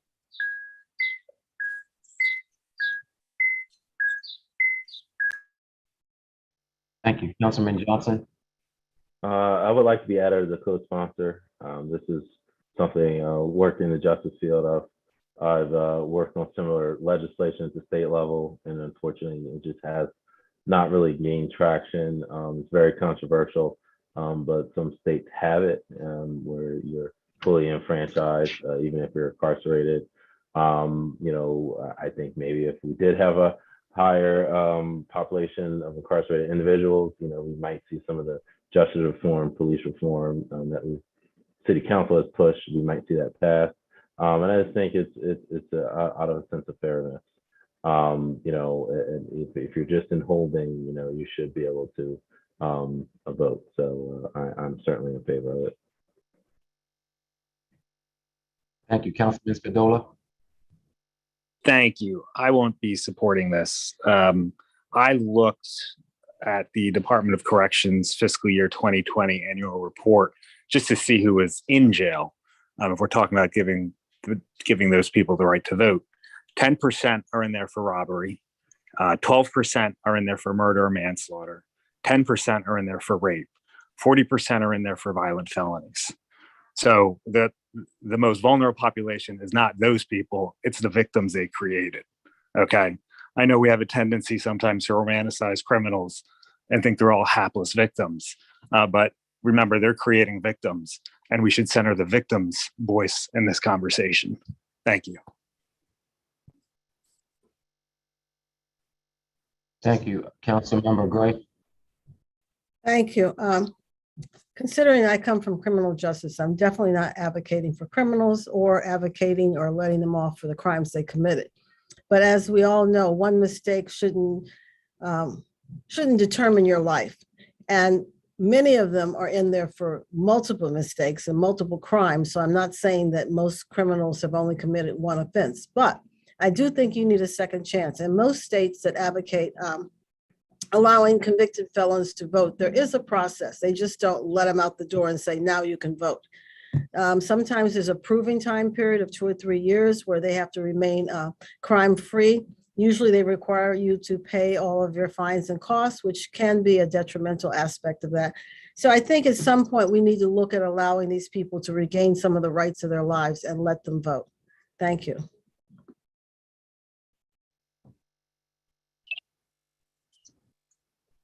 Councilmember Harley. Yes, thank you, Mr. President.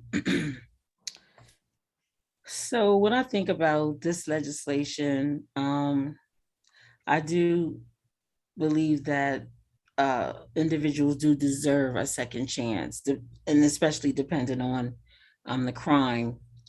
But there needs to be some guidelines around this.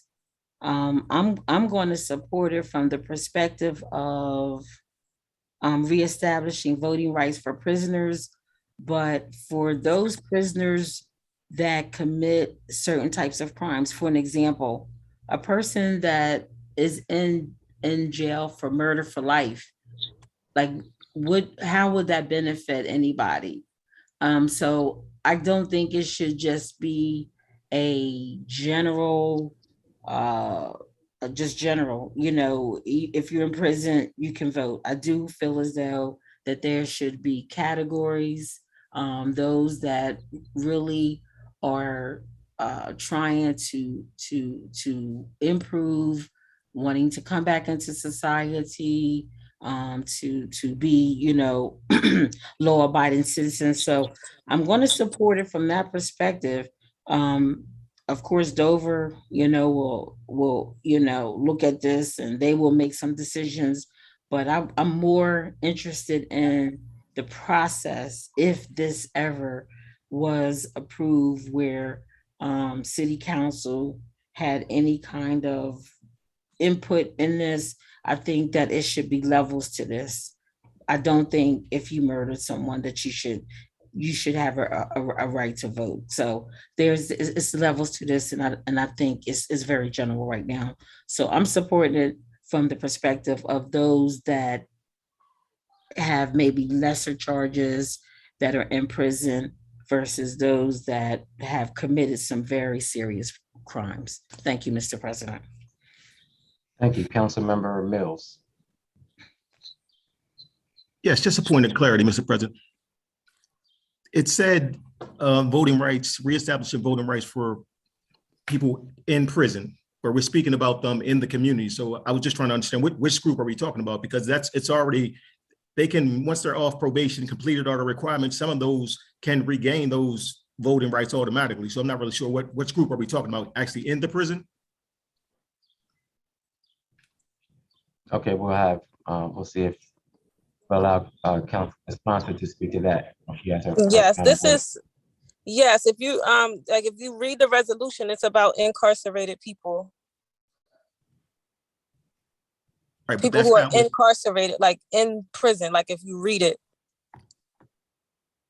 Correct, but that's not what council was just speaking about. Council was speaking about when they return back into the community, reestablishing their voting rights. That's two different things. Yeah, I can't control what people are saying, so I can't speak to why they're doing that. Thank you.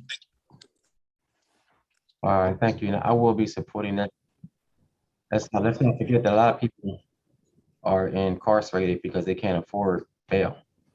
Some people have been wrongly incarcerated.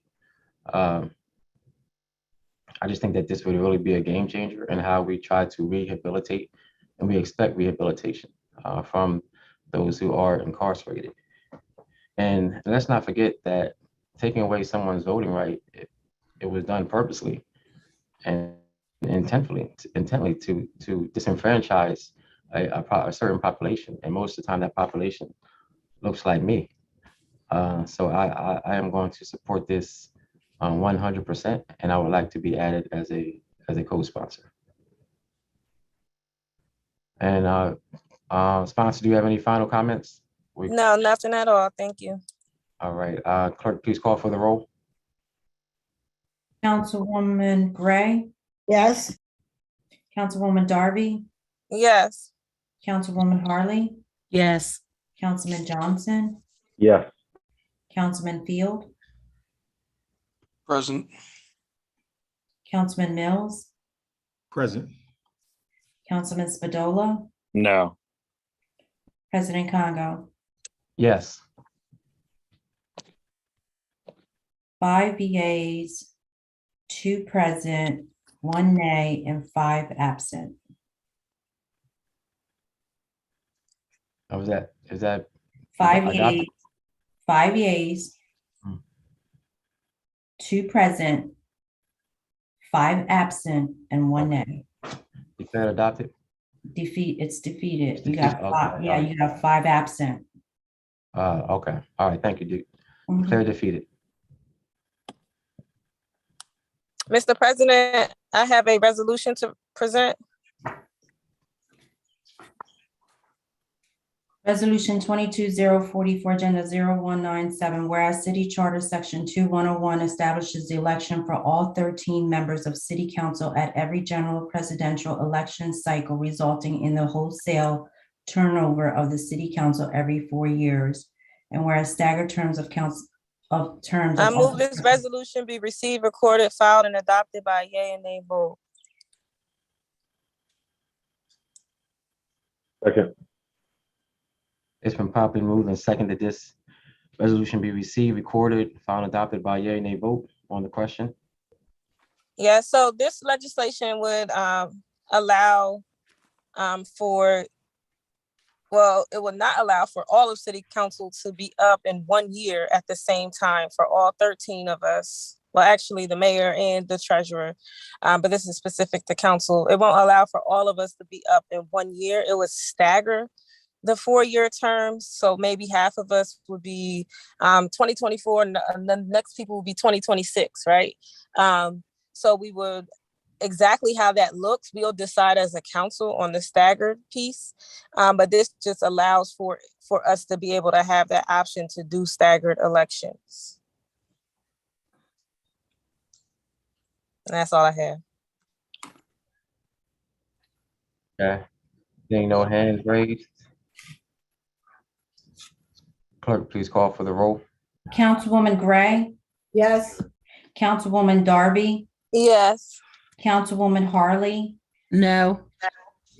Councilman Johnson, No. Councilman Field, Present. Councilman Mills, No. Councilman Spadola, No. Council President Congo, Yes. 3 yeas, 4 nays, 1 present, and 5 absent. Declared defeated. And Mr. Yes. Wanted to make a correction on resolution 22043. Was that what you're gonna? Yes, thank you. Okay, you can go Yes. ahead. I wanted to note for the record that was adopted based on those members present. Okay, all right, thank you And very much. present and voting is what I was informed. If you can just clarify with the city, the assistant attorney, that would be great for next Okay. time. Okay, thank you very much. So, Thank you. Councilmember, that is speaking to Councilmember Darby's previous piece of legislation around voting for incarcerated individuals. That is correct. Resolution 22043, agenda 0196. Okay, so it did pass, declared That's adopted. Okay, correct. thank you very much. Thank you. Councilmember Darby, any other legislation this evening? I'm going back between the agenda and I think that was my last resolution. Yes. You have a couple more. Yes, you have a couple more. Mr. President, I have another resolution to present.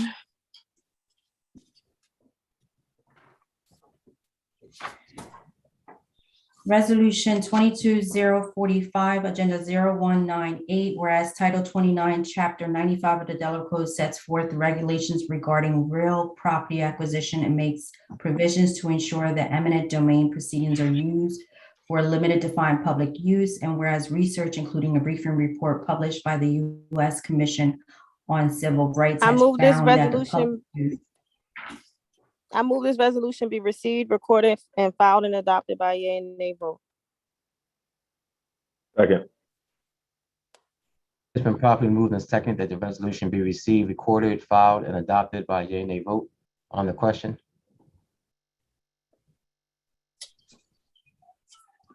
Yeah, so this piece of legislation is in response to an eminent domain legislation being introduced on the state side that will allow, well, we already have eminent domain, but it will allow specifically Wilmington to take vacant properties and also use them for private use. And we know by the history of this city, what that means for the city of Wilmington and who will be getting those properties and where that area of focus would be and what type of housing or commercial buildings will be built, which are not for the regular working class affordability. None of those places down there are for regular average working class people. And a lot of Wilmingtonians only participate downtown. So we see a lot of development happening in our city that's not beneficial for the whole city. It looks nice, it's great, it's happening, but it's not inclusive of everyone.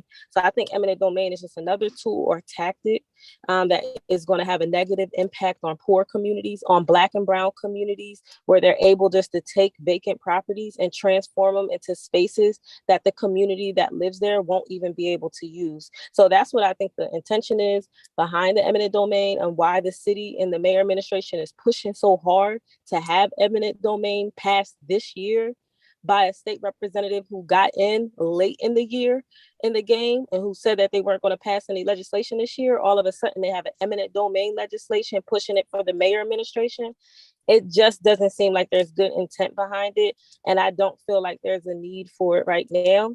I think there's different ways to deal with vacant properties in our cities and taking vacant properties to and giving them to private developers. I don't think that's a good idea.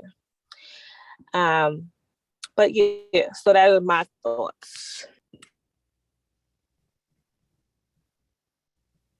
Thank you, Councilmember Johnson. I believe the legislation that this is referring to is HB 458, and as a correction, that the primary sponsor is State Representative Chakocha and a lot of the Black Caucus representatives from our city. So I'm not sure what the council member is referring to. I just wanted to correct the record. But eminent domain is something that the city used to have the power to do, and it's something that we really need to move our city forward. And I know the concentration is always downtown, but there's many places in West Center City, also in the West Side as well, Green Hill Avenue. I've got properties that are just vacant and deteriorating neighborhood. The neighbors and community pleads to get it redeveloped. And you know, we have to not just talk about downtown. There's places, and Councilmember Field can talk to you about. There's places right now on Green Hill Avenue where it's the same issue. So it's not just one area of town. And I think we have to trust ourselves as council. We just need the power to be able to do this. And what's going to happen is council will have to approve any disposal, any eminent domain disposal. And I trust our members that we can make the right decision when it comes time, whether the property needs to be acquired or not. So this isn't a fly by night where properties are going to go to these big developers. Council will be involved in every step of the way. We're just asking, similar preemption, we're just asking General Assembly to stop cutting out our power. Let our city decide how we want to use these properties, and then as council will end up voting whether we want to grant it or not. So there's many safeguards in place, and for that reason, I'm very comfortable proceeding, and I implore those to implore our state General Assembly to do so as well. Just give us the power. Let us decide what we need to do with our property to continuing build Wilmington back.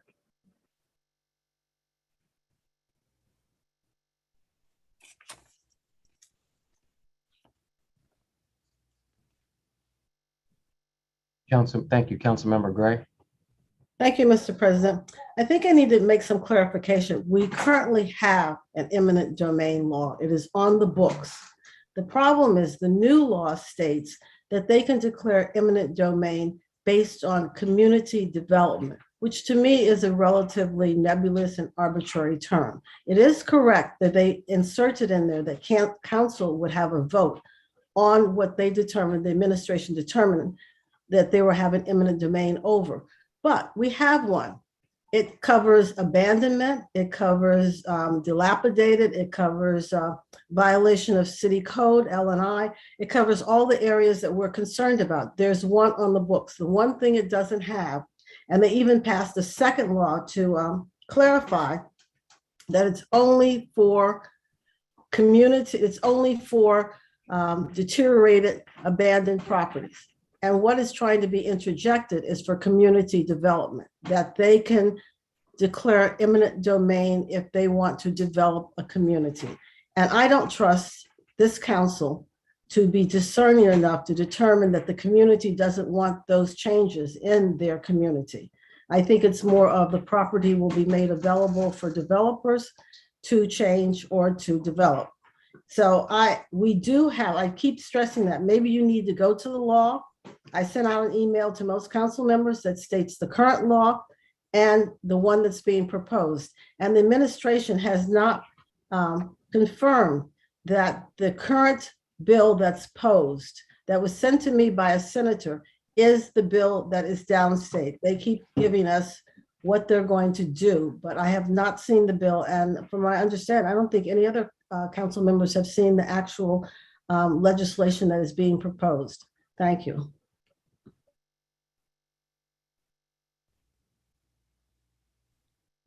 Thank you, Councilman Mills.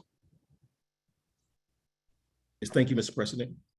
Yes, there's been a long-standing property, as we all know, with these vacant properties throughout our community for decades. I mean, my family owns a home on 26 in Madison, right next door. The vacant property's been vacant for at least 15 years. And it was infested with raccoons going this and that, you know, and it's just a safety issue on top of numerous, it brings down the property values, the public safety. There's been residents who have died in some of these vacant buildings. And I just think that this is a way for city council, for us to be able, this piece of legislation will help us to be able to have another tool at our discretion for us, because at the end, we'll have to be able to prove it as a body of council to say, yes, put this property on, no, that property can't get on. It doesn't meet the limitation in reference to the length of time. If we're speaking to that, I think that this can be something beneficial to us, and the community needs it. I mean, it's just too many vacants, and we see what happens at these vacants. They become drug houses, and those are the properties we're speaking about. We're not talking about coming in and taking some lady's property. We're talking about these slum landlords who haven't been doing anything for these properties for years, and they just continue to get away with it time after time, and it brings the whole neighborhood down. And those are the properties, and that's what I hope we can address with this issue. So I'm in support. Thank you. Thank you, Councilman Sickle. Yeah, I'm inclined to support this because I support building wealth in impoverished areas, and there's no better way to deny somebody the ability to grow the equity in their house than by having vacants surround them or on the other side of the street. And you know, eminent domain is you know, it's an awful way to deal with it, except for all the other ways, which you know, have not been successful. Clearly, you know, there's a lot of conspiracy theories about, you know, why it shouldn't be supported. But frankly, you know, if this is something that will help impoverished communities. Thank you, Councilmember Gray. Thank you. I guess I'm repeating myself, but the state currently, and the city does have an eminent domain law. Maybe council members need to read it. It fits the purpose that we want. The city hasn't been using it. It fits everything we want. Vacant properties, dilapidated, I've already been through that, properties that violate city code. They haven't been using it. Yes, this is an easy way, but I don't trust how it's going to be used just for community development. So why aren't we using the current eminent domain? That's the question. Thank you. Thank you. Your second round, Councilman Johnson. And I don't want to get into a debating back and forth, but from my knowledge of state history, it was taken away quite a few years ago, the city's power for eminent domain. So the only way we can acquire is through the other mechanism through L&I, and we've all been there. So there is no eminent domain power. So I just wanted to clarify that. And again, I will be voting no on this resolution, as I do support the current bill down in Dover. All right, thank you. And seeing no other hands raised. Yes, eminent domain, when used fairly, I think it's an excellent tool. When it's used fairly, and if it's going to be used fairly. But I think the concern here by many people from the community is, what will that process be? And what's the rush? Like, why are we trying to get this passed in Dover with 2 weeks left in their session? Why not take the next 6 months to really address the community's concerns, some council members' concerns, and come up with the best case piece of legislation for everyone, and come back in January when they reconvene down in Dover. That's what concerns me, the rush. And we're trying to get this passed with 2 weeks left for them to vote on this down in Dover. But eminent domain, again, when used fairly, it's not a bad thing. But what happens when it's not used fairly? What happens when there's a council who won't always have what's best for the community at heart? What happens then? That's my concern, and that's a lot of people from the community's concern too. It's just there's no process. Of course, we were told that we were going to be a part of the process, but like, who on council can speak to the process? Like, we don't even we're supporting something when we don't even know what it means. And there were council members who earlier today voted or did not vote for legislation because of a process or lack of a process. But now we want to support something where there's no process, just words being spoken and promises being made. It's not acceptable. And it could do a lot of damage to a lot of people in our community if not used fairly and properly. So I am definitely in support of opposing eminent domain until we know what it means, and even more importantly, to the community knows what it means. What's it going to mean to them? Of course, we can pick out individual properties throughout our whole city that have been vacant for years, but let's talk about the properties that the city owns.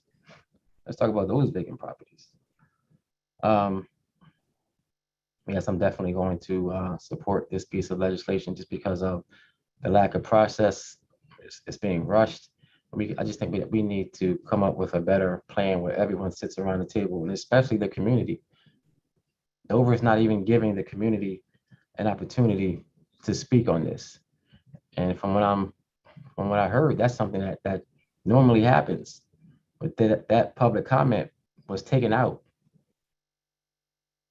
The ability for the public to talk about this piece of legislation in Dover was removed.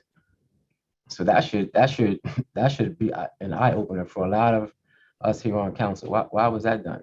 Hopefully someone can address that, and hopefully it's not true. But this is what I was told.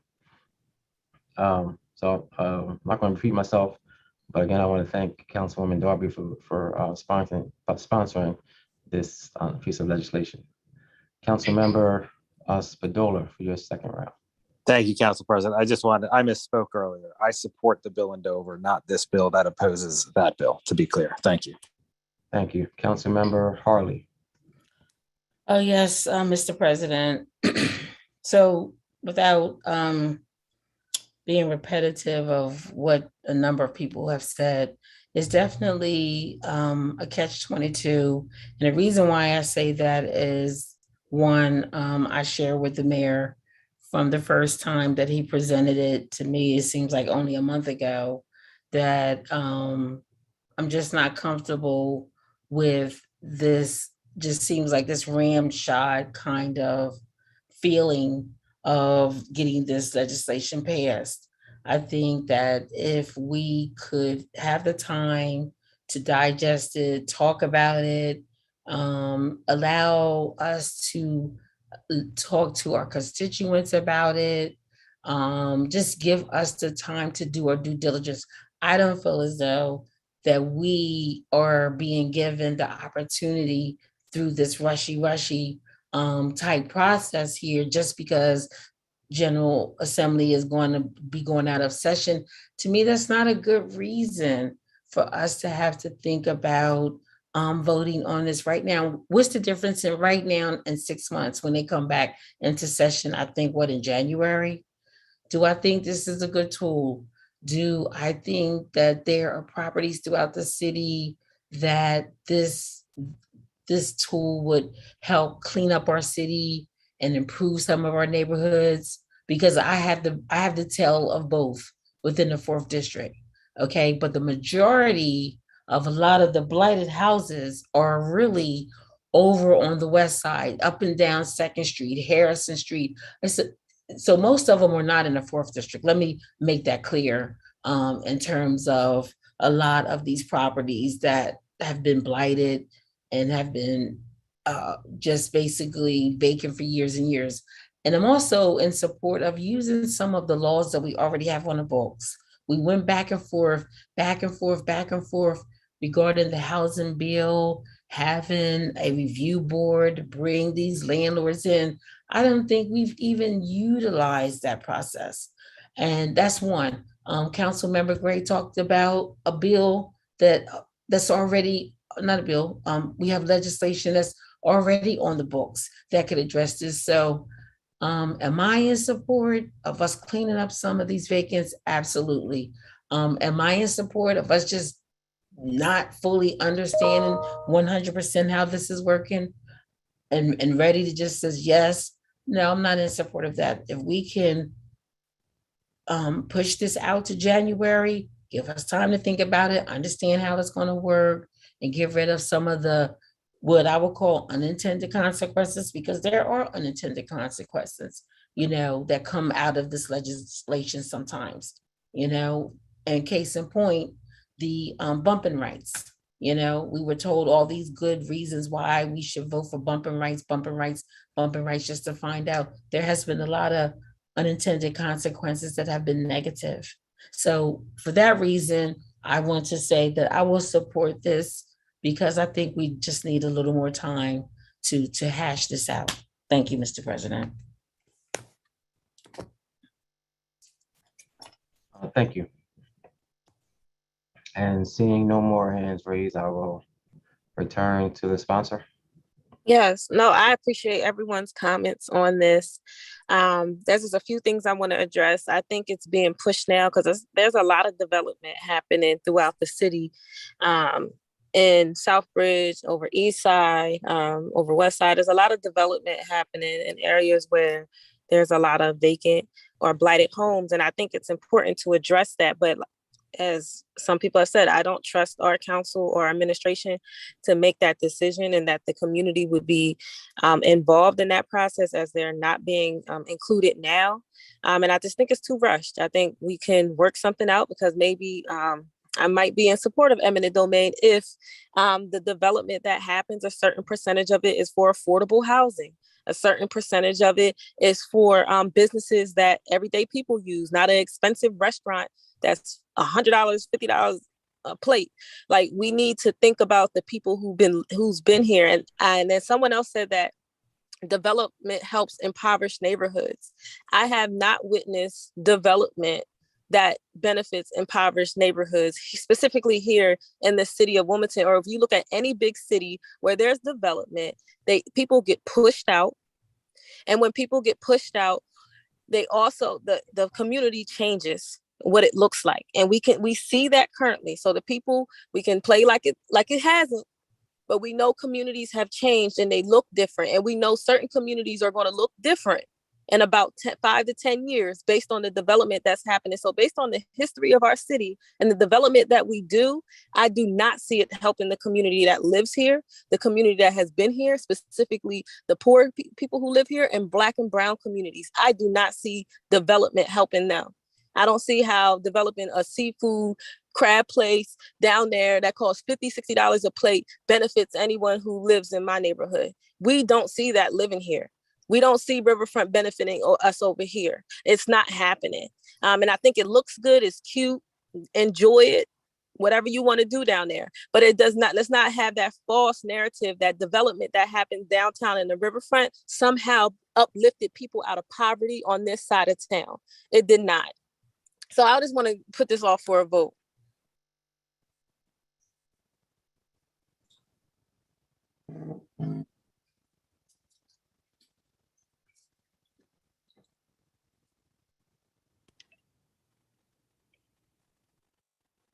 Thank you. Very well said. And clerk, please call for the roll. Councilwoman Gray, Yes. Councilwoman Darby, Yes. Councilwoman Harley, Yes. Councilman Johnson, No. Councilman Field, No. Councilman Mills, No. Councilman Spadola, No. President Congo. Yes.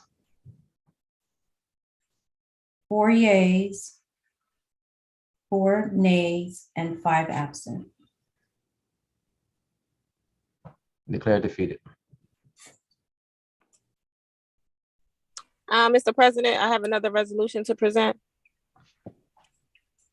Resolution 22046, Agenda 0199, whereas the Wilmington City Charter empowers Wilmington City Council to adopt emergency ordinances in order to meet a public emergency affecting life, health, property, or the public peace. I move this resolution be received, recorded, filed, and adopted by a yea and nay vote. Second. It's been properly moved and second that this resolution be received, recorded, filed, and adopted by a yea and nay vote on the question. Nothing on the question for me. And seeing no hands raised from council members, clerk, please call for the roll. Councilwoman. My hand is up, Mr. President.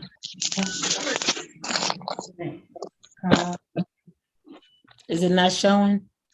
President Congo. Yes, Councilmember Harley. Yes. So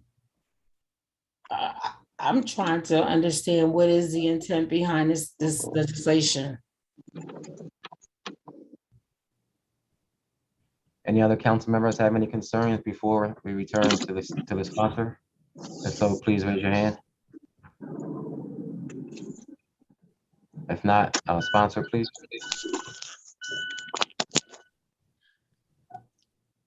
Well, can Mr. President? Mr. President? Yes. Oh. Mr. President? Yes. I guess I wanted to at least be clear on my question. Is that okay? Yes. Okay. In the synopsis, it reads that this resolution initiates a proposed amendment to the charter to require city council to make emergency appropriations from available revenues, grant funds, or special funds in order to meet a public emergency affecting life, health, property, or other public peace. So are we talking about amounts? I mean, like, it says available revenues, grant funds. Is it all the above, or is it just some of these? I was just wanting some clarity on what did the sponsor have in mind specifically? Because it's very general, very broad. Okay, sponsor, you can. Yeah, so the next few pieces of legislation is connected to the ARPA funds, grant money that we received. So we know council, we have an opportunity to vote on receiving it. However, outside of receiving it, we do not have any real legislative say. We can make recommendations. The mayor administration can choose and select whoever proposal they want to take in consideration, and they make the decision. We have no decision over ARPA fund money, which is grant fund money.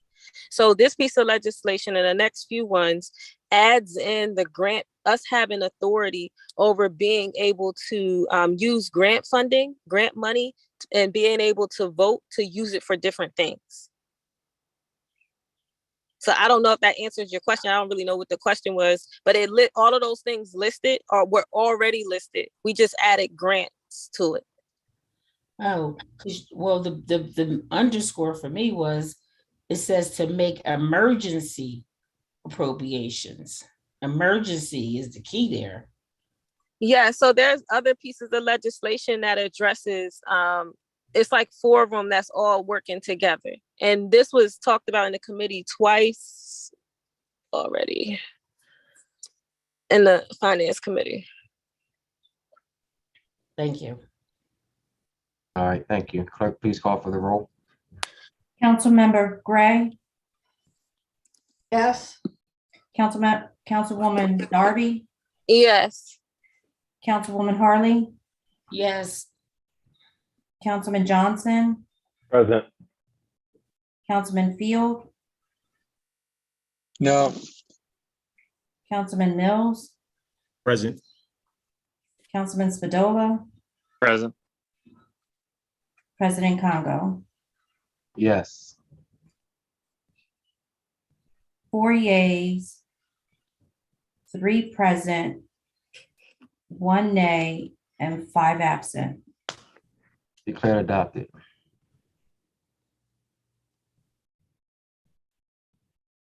Can we check the vote on that, the roll call, Marbo, please? I'd like to ask City Solicitor Zach for guidance here, please.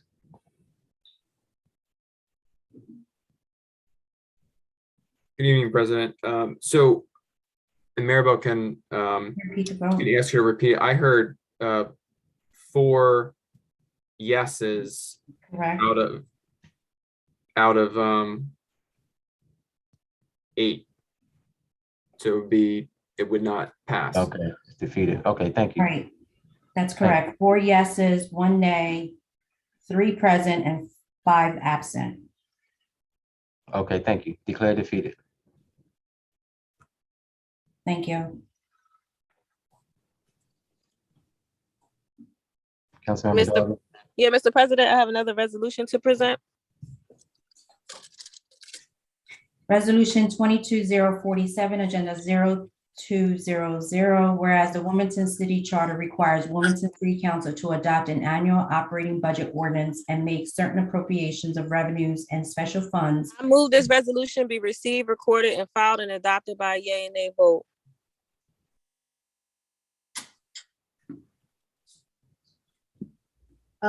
Second. It's been properly moved and seconded that this resolution be received, recorded, filed, and adopted by a yea and nay vote on the question. Yeah, so this is one of the grouped up legislations that were talked about in committee in regards to, it came from the ARPA funds in regards to how city council, what role they play in receiving grant money and also being able to make decisions on how grant money is spent currently. As I stated earlier, right now, the mayor administration is the executive branch is the only branch of government that makes decisions on grant money outside of receiving the money, which is what the legislative branch does. I do not think it's a fair process. It's supposed to be a democracy, checks and balances, and it's not happening in this ARPA process of getting this $55 million. They just get recommendations and then choose who they like or what favoritism of who proposal they're going to select to fund it. And it's not fair that as a legislative branch that we don't have any say. So this is just another piece of legislation to add on to make sure that we have the right as a legislative branch to participate in that process.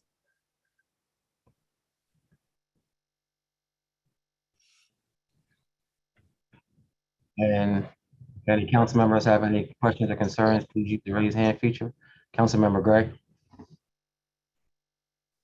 Yes, thank you. I think Councilman Johnson, a couple months ago, was proposing some type of ordinance or legislation that would allow council to have a say in the appropriation of funds, including ARPA funds. And I think that was held. So this is along the same line, correct? It's almost a question.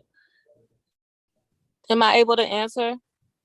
Yes, if at the end, if you can address all concerns, you have the final Okay. comment. I want to see if any other council members have any questions or concerns before we give you next.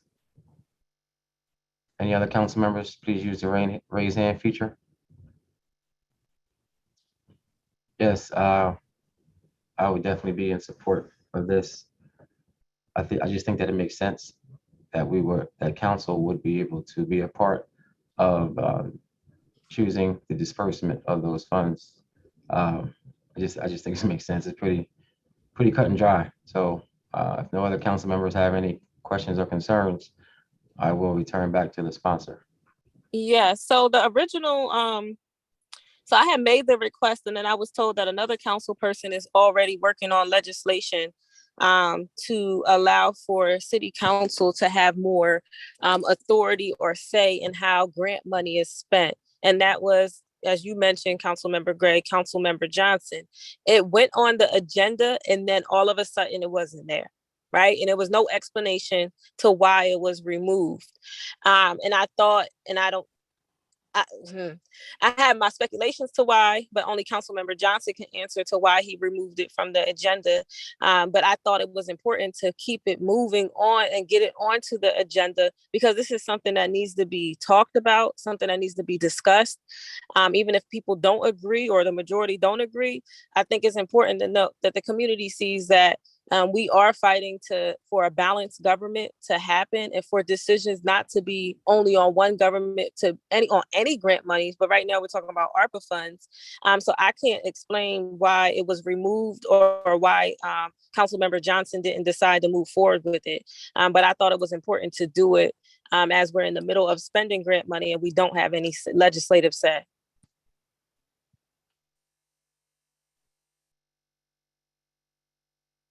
Okay, thank you. Clerk, please call for the roll. Councilwoman Gray, Yes. Councilwoman Darby, Yes.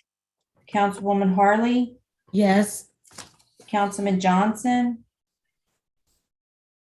No. Councilman Field,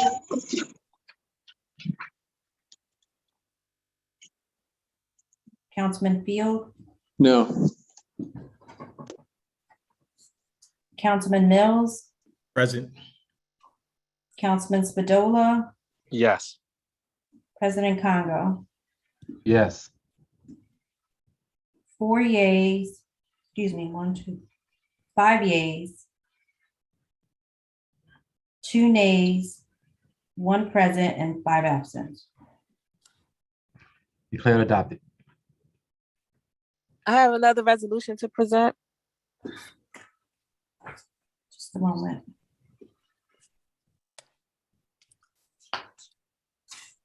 Resolution 22048, Agenda 0201, whereas the Wilmington City Charter empowers Wilmington City Council to amend the annual operating budget in order to make certain appropriations, and whereas the Wilmington City Council proposes to amend the I move this resolution be received, recorded, and filed and adopted by a yea and nay vote. Second. It's been properly moved and seconded that this resolution be received, recorded, filed, and adopted by yea and nay vote on the question. Yes, again, this piece of legislation we talked about in the committee, this is grouped in with the other two. This is all in response to everything I was saying before about grant funding. And as a legislative branch, being able to have some legislative power in making decisions about grant money, it should not just be the executive branch who makes those type of decisions. So this is just another piece of legislation tying in grant funding, grant money, so that we have a legislative process to it. Councilman Johnson. Yes, thank you, Mr. President. I figured I'd wait to the last one to explain in my role in drafting these ordinances and then also my role as chair of finance committee. I certainly explored this issue and had negotiations and discussions with administration about what we were prepared to do. And that was able to facilitate moving the conversation.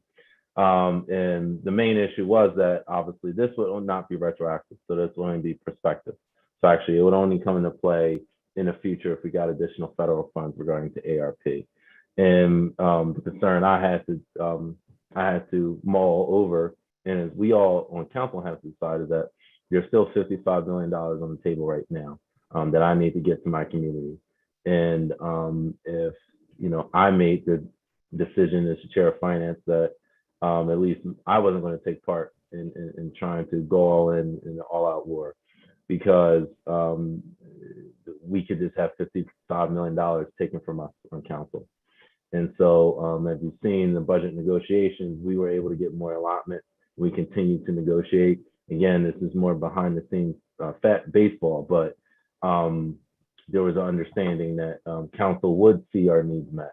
And as chair of finance, that's happened. $500,000 to Christina Cultural Art. There's been additional money given to Reed's Refuge. Community development's happening. So we have to continue to have these discussions with the administration, and there is an understanding, because if this letter does go to Dover, almost guaranteed by many individuals, this won't take no action will be taken anyway. So this is aspirational. There's no will in the General Assembly to do this. So I think because they have the same issue with the executive agency there with the governor. So I'm just stating, as the chair of finance, the behind the scenes negotiation that has occurred and the reasons why I felt comfortable backing off, because there was an understanding and agreement that we would see our needs met, and that stayed true. So again, I don't want to get into an all-out war back and forth, because I'm not willing to risk $55 million for my community. And the mayor just says, you know what, forget council, I'm just going to spend the rest of the money. So that was my thought process. Some folks may like it, some folks may not, but I'm letting you know, I'm always advocating for council as a whole, and I don't want to see that money taken away from us. Thank you. Thank you, Councilwoman Gray. Thank you. I just believe in equity. We shouldn't have to, as Council Johnson makes it seem like, beg and borrow and be beholden to someone to give us money when we are supposed to be an equal part of this organization, government. It makes it sound like we have a parent standing over us and say, if you're good, then we'll give you your reward. And if you're not, we'll take it away from you. And I'm sorry, that's not the way government should function. So I think there should be equity. And even though it might not work for the ARPA money, we have no idea if we're going to get money further down the road. We don't know what's going to happen in the future. And we will be prepared to be to be considered an equal part in distribution of the money. And I know some jurisdictions, what they did is they carved out an amount for special projects agreed to by all of council. I mean, that is a possibility. It's not like we're just asking for grant money. There would be a purpose for the money, possibly approved by council as a whole, but we wouldn't be beholden to someone to allow us to use money that's being given to the city. Thank you. Thank you, Councilwoman Harley. Yes, thank you, Mr. President. I want to believe that our mayor would not look at us as the legislative branch that has the power of the pen, that is advocating for what we rightfully should have.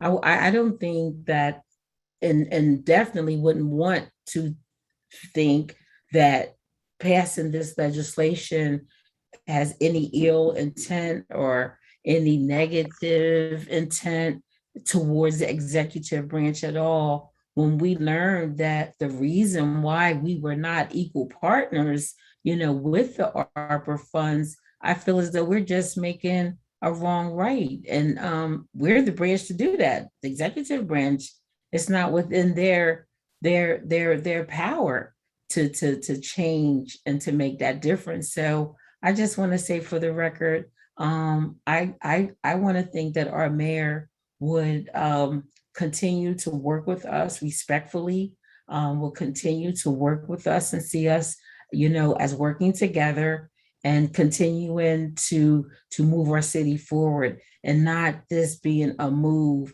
of militia or a move of spite, but us basically doing our job as legislators.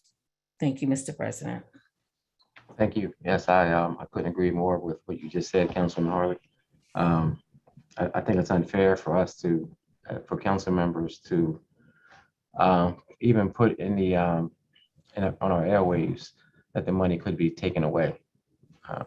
That's not going to happen just because we're having conversations about delegating money that's been given to our city.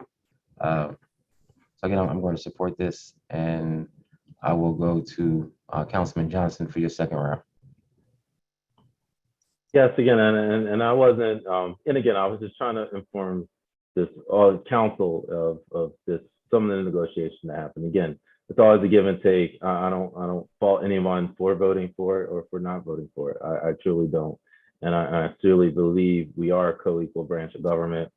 That's just the arcane process, the complicated process of appropriations and how that works. And we grant appropriations, but then we don't actually implement. So that there's some legal gray area. But I certainly get everyone. I don't fault anybody if they support it. And I will continue to be at the table with the administration regarding ARPA, as I have been since day one, and advocating for us. And you know, I'm hopeful he sees a council that's willing to work with him, and you know that the money won't be taken away or won't just be spent where the mayor wants. That council will be included. So I'm continuing to be at the table. So you know, just letting council know, my colleagues know that you know, we're advocating for more community dollars. Thank you. And seeing no other hands raised from anyone on council, I am going to return to the sponsor for final comment. Yes, thank you. I think that some of the comments proved even more to why we need legislation to allow for future grant money for a city council as a legislative branch to be involved. I don't have to point it out, but I think a lot of people already pinpointed that. And it's just sad that it's that way. And we have to be this type of government. And we know the perspective. We know that we have a strong executive branch, and we're considered a weak legislative branch. Like, let's not play the games. Like, we know people do not overall look at Wilmington City Council as a strong city legislative branch. Like, and we're just allowing the mayor, administration, the executive branch to continue to have all the power in regards to this specific topic for future funding. We don't know what's going to happen. No one could have ever predicted that we were going to have a pandemic, or no one could have predicted that this was going to happen at this time in 2020 and we'll be where we are today, right? So we don't know what's going to happen in the future. And I think we have to, as legislators, right, in the legislative branch, put legislation in that was make it better for our people in the future, right? We should be making legislation that makes it better, improves the system, right? Not to say, oh, since we can't do anything about the money now, we shouldn't be concerned about it. Like, it was a lot of issues wrong, and I think that specific comment helped prove why we need this legislation and why we as legislative branch need to have this right. We don't have this right. And as a legislative branch, we're supposed to have a right and say. And then we keep talking about us as council. There's no us as council. There's not one thing that I have proposed for the 2nd District, the Wilmington Senior Center, the Fame Center, the Tennis Rock House, youth entrepreneurs, where proposals have been submitted to the mayor administration, and they told me no, right? I don't see Councilwoman Johnson, as you just said, advocating for the whole council. There's only a certain specific people who are at the table who are negotiating. It is not all of us. So I want to make that very clear, and we can go to the vote.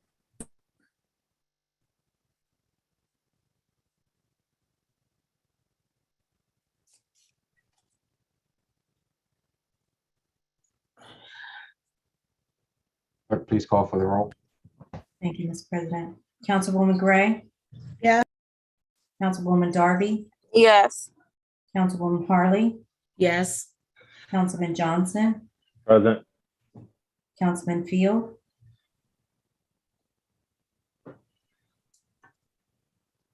Councilman Field? No. Councilman Mills? Present. Councilman Sedola? Yes. President Congo? Yes. 4 yeas, 1 nay, 2 present, and 5 absent. declared defeated. Excuse me, it's 5 yeas, 2 present, 1 nay, and 5 absent. You said 5 yeas? I'm sorry. Yes, that's correct. 5 yeas, 2 present, 5 absent, and 1 nay. Okay, thank you. Declared adopted. Mr. President, I have a resolution to present. Well, that was the last one, right? That's correct. Yes. Okay.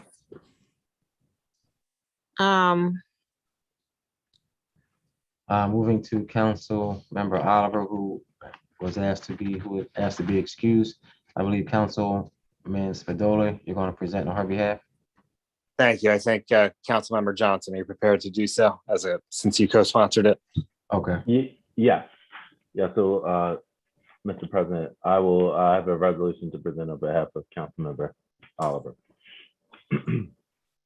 Resolution 22049, agenda 0202, whereas House Bill number 205 proposes to establish the expanding access for retirement and necessary. At this time, I move for this resolution to be received, recorded, and filed, and adopted by yea, nay vote.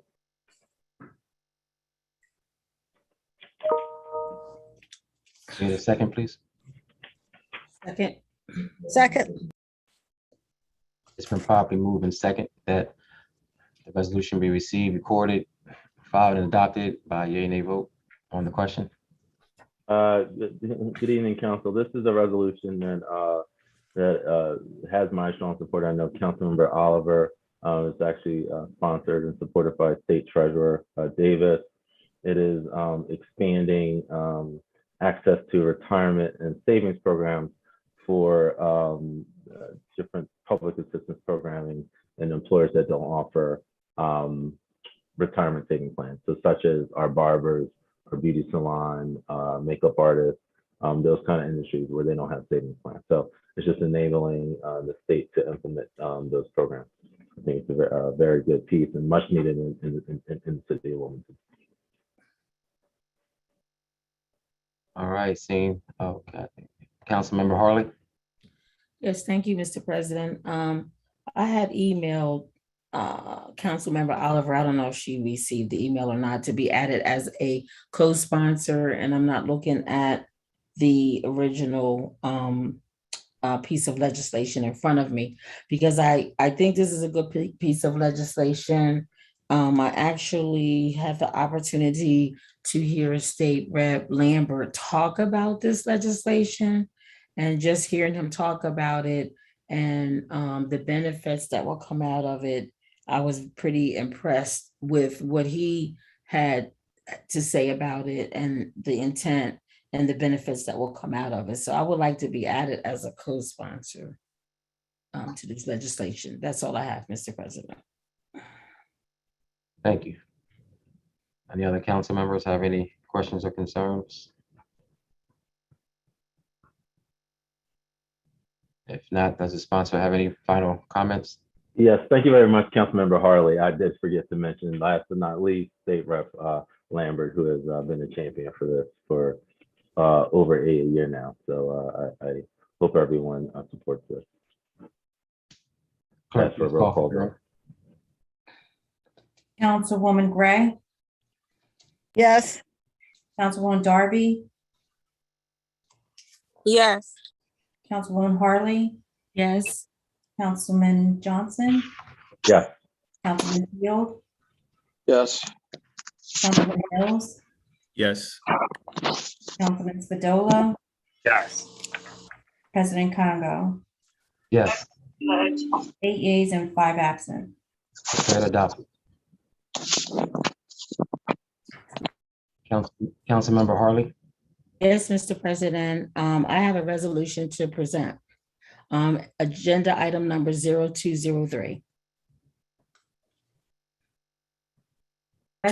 Resolution 22050, agenda 0203, whereas section 2-204 of the Wilmington City Charter requires that city council meet at least. I move this resolution be received, recorded, and filed and adopted by a yea and a vote.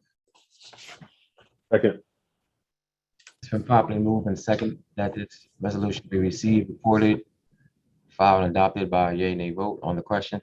Yes, Mr. President, this resolution is encouraging the Delaware General Assembly to enact legislation that will amend City Charter 2-204 to exclude August and December from the twice a month meeting requirement for City Council, except when a meeting is requested by the mayor, by the president of City Council, or a majority of the City Council.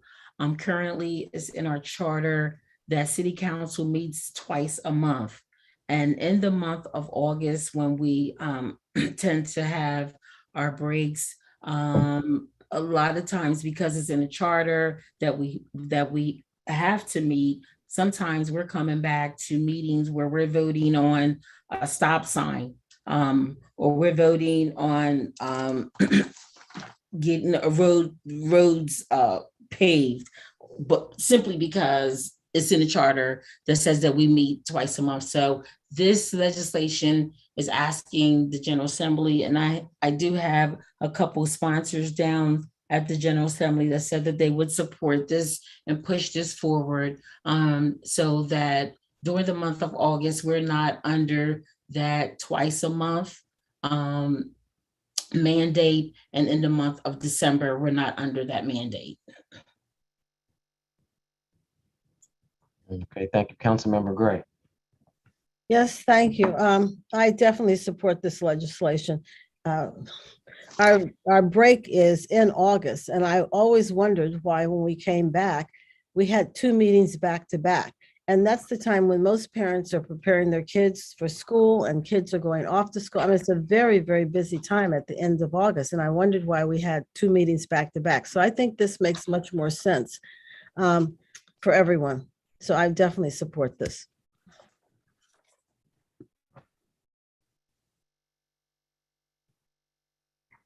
Seeing no other hands raised. Do you have any closing comments? No, you can call the roll. All right, clerk, please call for the roll. Councilwoman Gray, Yes.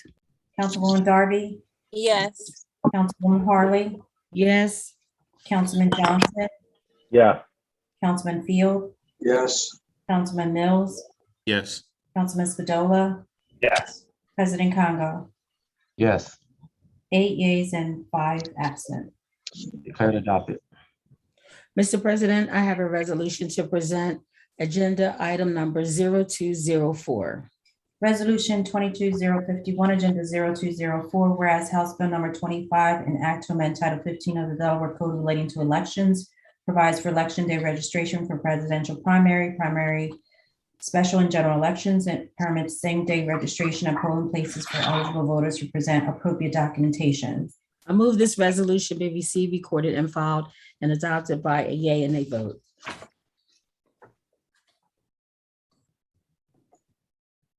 We had a second, please. Second. It's been properly moved in second that this resolution be received, recorded, filed, and adopted by a yea and a vote on the question. Yes, Mr. President, this resolution is in support of House Bill number 25 by State Rep Bolden. It's an act to amend Title 15 of the Delaware Code relating to elections, which provides for election day registration for presidential primary, special and general elections, and permits the same day registration at polling places for eligible voters who present the appropriate documentation. The electoral system is, as we know, is the bedrock of a democratic governance system, and our law should make every possible accommodation to ensure that those who are eligible to participate in the voting process are able to exercise their right to vote. Seeing no hands raised from any council members. Clerk, please call for the roll. Councilwoman Gray, Yes. Councilwoman Darby, Yes. Councilwoman Harley, Yes. Councilman Johnson, Yeah. Councilman Field, Councilman Field, Councilman Mills, Yes. Councilman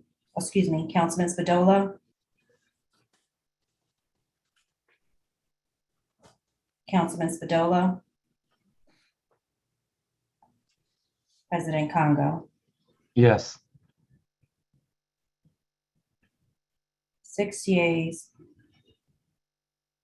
7 absent. Declared adopted.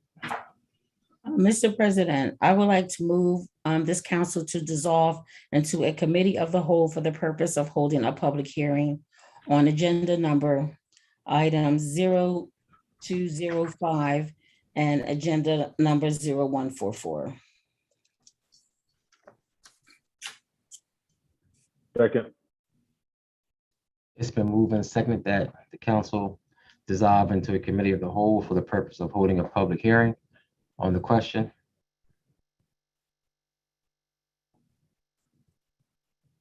All those in favor signify by saying aye. Aye. Aye. Any opposed? Motion carried. Clerk, please read both affidavits of publication. State of Delaware and Newcastle County personally appeared the News Journal of the News Journal Media Group, a newspaper printed, published, and circulated in the state of Delaware, being duly sworn, deposited, and said that the advertisement which the annex is a true copy has been published in said newspaper once in each edition, dated as follows. Notice is hereby given that it was published for the Wilmington 2028 Comprehensive Development Plan. And also Move the affidavit of publications be made part of the record. And also, sorry, I just need to finish. And also for ordinance number 22011, and it's signed by Notary Public Vicky Belty. Okay. Okay, thank you. Thank you.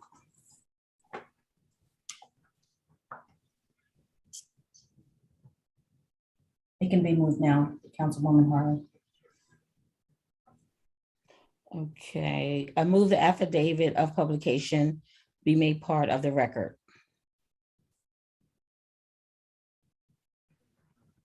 Second. Second. It's been moved and seconded that the affidavits of publication be made a part of the record on the question. All those in favor signify by saying aye. Aye. Aye. Any opposed? Motion carried. Clerk, please read the Planning Commission report. February 17, 2022, there Ms. Seha attached for City Council's consideration on City Planning Commission Resolutions 1-22, 2-22, and 3-22, along with the related Department of Planning reports. Okay. I move the Planning Commission report be made a part of the record. Second. It's been moved and seconded that the Planning Commission report be made a part of the record on the question. All in favor signify by saying aye. Aye. Aye. Any opposed? Motion carried.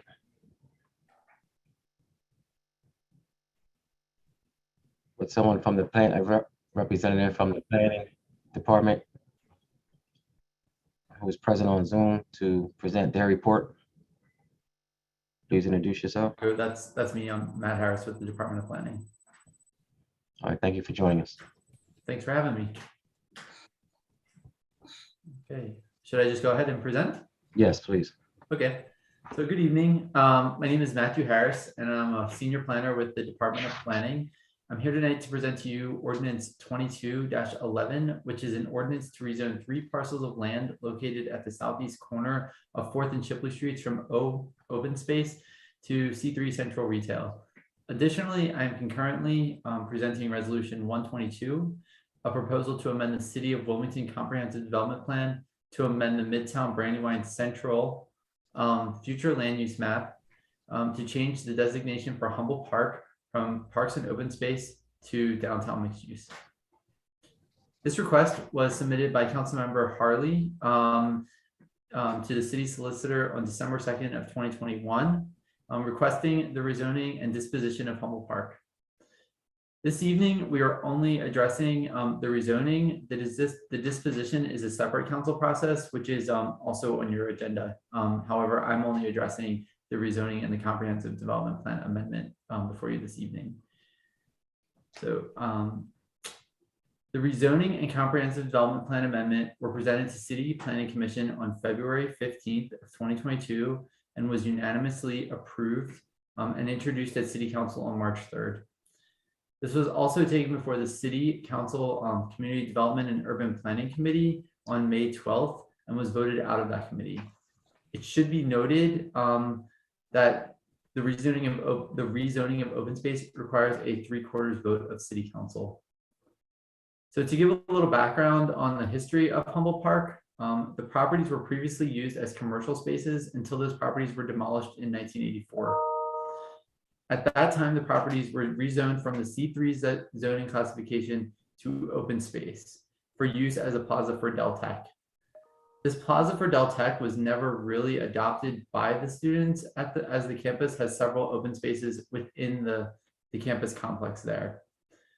The park was the focus of a community-driven improvement effort in 2017, and 2 events were held there. It was at that time, it was informally named Humboldt Park. The properties are currently zoned open space. These districts are designed to include lands dedicated as permanent open space to be enjoyed by the public for the rest and recreation, which provide permanent light and air to surrounding developments. The surrounding zoning includes C2, which are secondary business commercial centers, which are designed to provide both shopping and business needs for large segments of the city outside of the central business area. It is also surrounded by C3, central retail zoning, which is the proposed zoning for the properties. This district is designed for that portion of the central business area, which contains the main retail district, providing a wide variety of retail and display services and serving the whole city metropolitan area. So whenever the Department of Planning is looking at a potential rezoning, we look at our comprehensive development plan. The plan currently recommends parks and open space for the land for the site, and the plan is recommended to be amended to change that recommendation to downtown mixed use. In summary, as recommended by City Planning Commission Resolution 122, the city's comprehensive development plan is proposed to be amended to change the future land use map to reflect downtown mixed use for the site known as Humboldt Park from parks and open space. This change will support the rezoning from O open space to C3 central retail as recommended by City Planning Commission Resolution 222. The City Planning Commission recommends the approval of Ordinance 22-11 and the supporting resolution to amend the comprehensive development plan, which includes a proposal to rezone Humboldt Park from open space to C3 central retail. And additionally, a proposal to amend the comprehensive development plan entitled Wilmington 2028, a comprehensive development plan for our city and communities to amend the Midtown Brandywine Central Future Land Use Map to change the designation for Humboldt Park located at the southeast corner of 4th and Chipley Streets from parks and open space to downtown mixed use. Thank you for your time. And if anyone has any questions, I'd be happy to answer them at this time.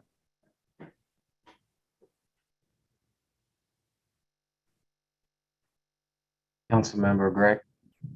Thank you. In previous conversations, it had been discussed that there was a piece of artwork that was on one of these tracts of land, and it was never answered as to what would happen to that piece of artwork. And also in public comments, we had an individual that said that there was already a contract or a bid on the property by the Buccinis. And this had come up with the initial discussion of this property, and it seemed to have been unknown by a city authority that answered the question. So is that true now? And what are the plans?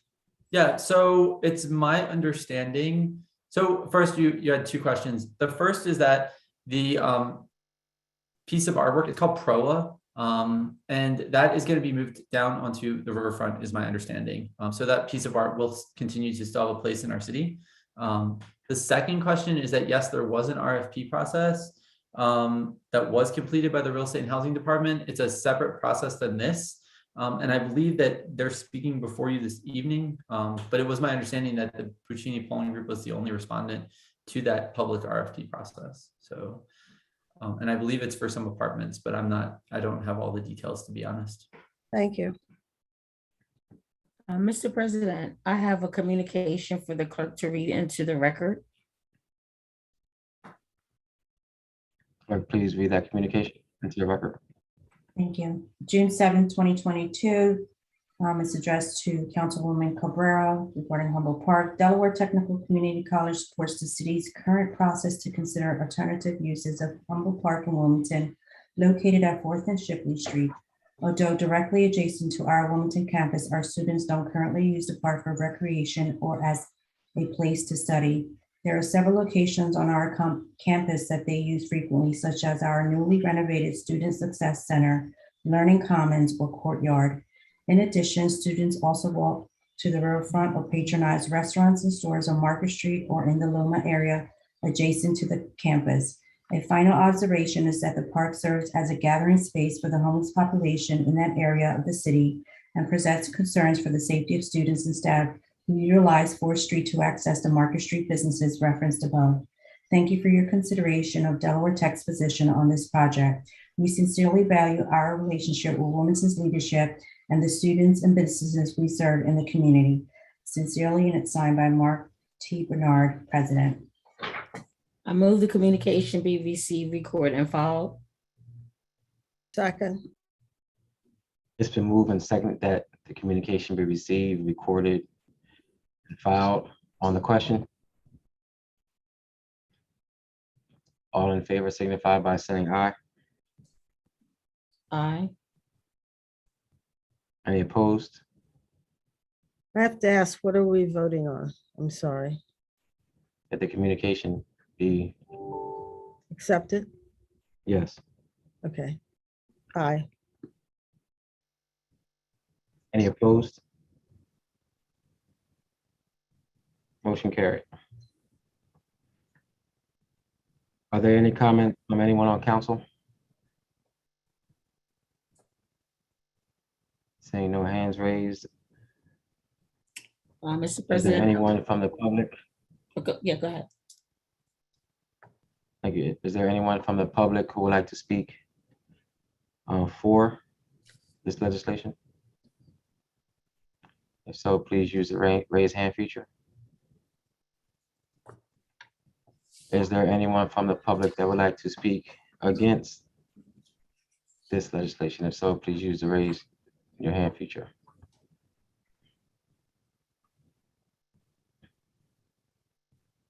Seeing no hands raised. Back to you, Councilmember Harley. Yes, Mr. President, I move council return to the regular order of business. Second. It's been moved and second to the council return to the regular order of business. Yes, Mr. President, I have a resolution to present. Agenda item number 0205. Resolution 22052, Agenda 0205, whereas Section 5-600 of the Wilmington City Charter provides that modifications to the city's comprehensive development plan may be recommended by the Department of Planning and Development with the advice of the City Planning Commission and adopted by City Council resolution after a public hearing. And I move this resolution be received, recorded, and filed and adopted by a yea and a vote. Second. It's been properly moved and second that the resolution be received, recorded, filed, and adopted by a yea and a vote. On the question, Yes, Mr. President, this resolution approves an amendment to the city's comprehensive development plan entitled 2028, a comprehensive plan for our city and communities to change the land use of 3 parcels of land located at the southeast corner of 4th and Shipley Streets, Wilmington, Delaware. Tax parcel 043, 189, and 190, which are commonly known as Humboldt Park. From parks and open space to downtown mixed use by revisiting the Midtown Brandywine central feature land use map for the parcels.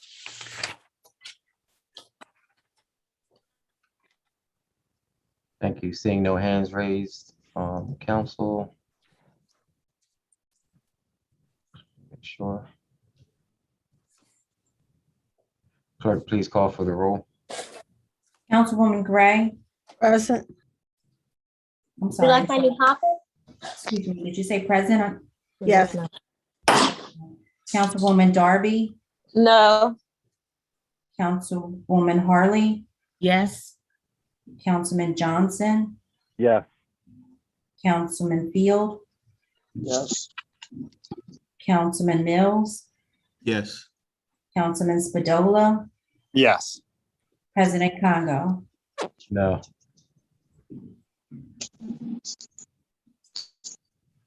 Five yeas, 2 nays, 1 present, and 5 absent. Declared adopted. Mr. President, I'm going to hold agenda item 0206 and agenda item 0144 until our July 7th City Council meeting.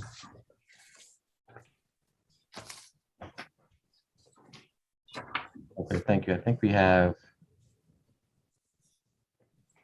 some business to take care of before those come up. Clerk, please read the committee report.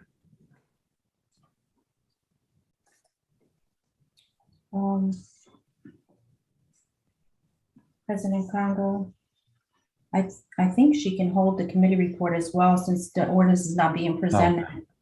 But the findings Okay. are part of the public hearing. She may want to read that into the record.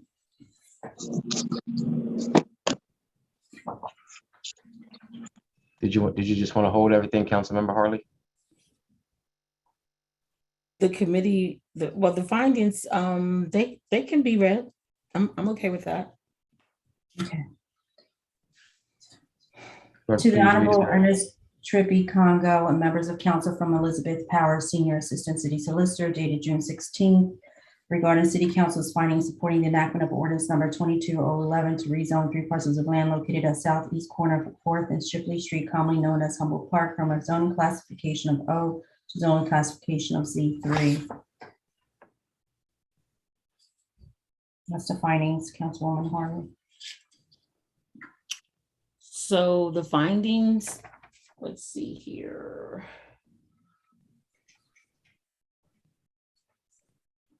I move the findings be made a part of the record. Is that a motion to second? Yes. I second. It's been moved in second that the findings be made a part of the record on the question. All in favor signify by saying aye. Aye. Any opposed? Motion carried. That's all I have, Mr. President. Okay, thank you, Councilmember Hartley.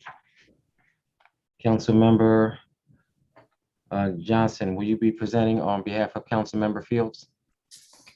Good evening, Mr. President. Yes, I have an ordinance to present on Councilmember Fields. I call for the ordinance. I call for a first and second reading. Ordinance 22030, agenda 0207. Ordinance 22030, agenda 0207, an ordinance to approve the disposition of 7 properties located in the West Center City neighborhood to graduates of the Jump Start Wilmington program. First reading of the ordinance. An ordinance to approve the disposition of 7 properties located in the West Center City neighborhood to graduates of the Jump Start Wilmington program. Second reading of the ordinance.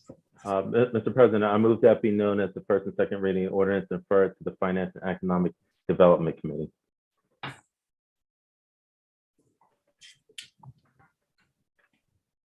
We get a second. Second.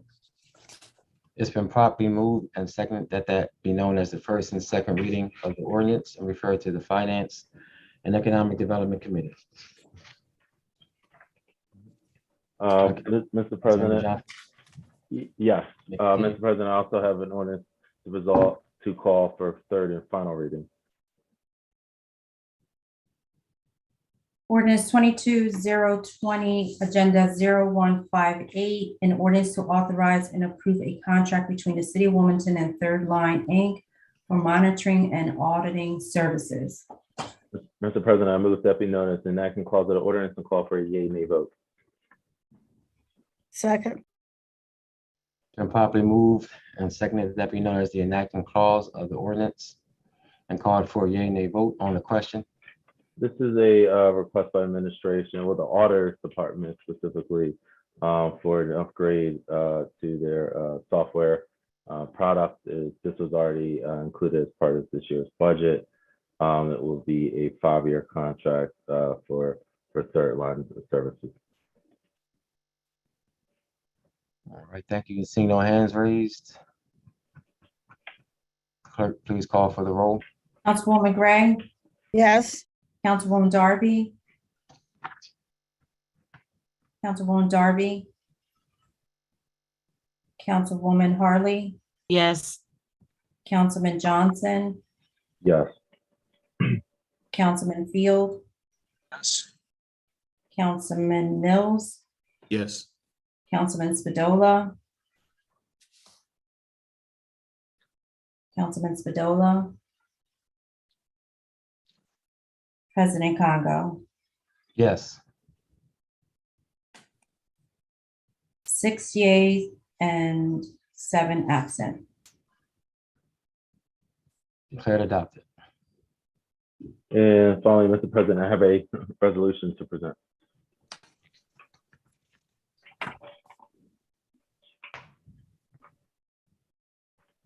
Just 1 second.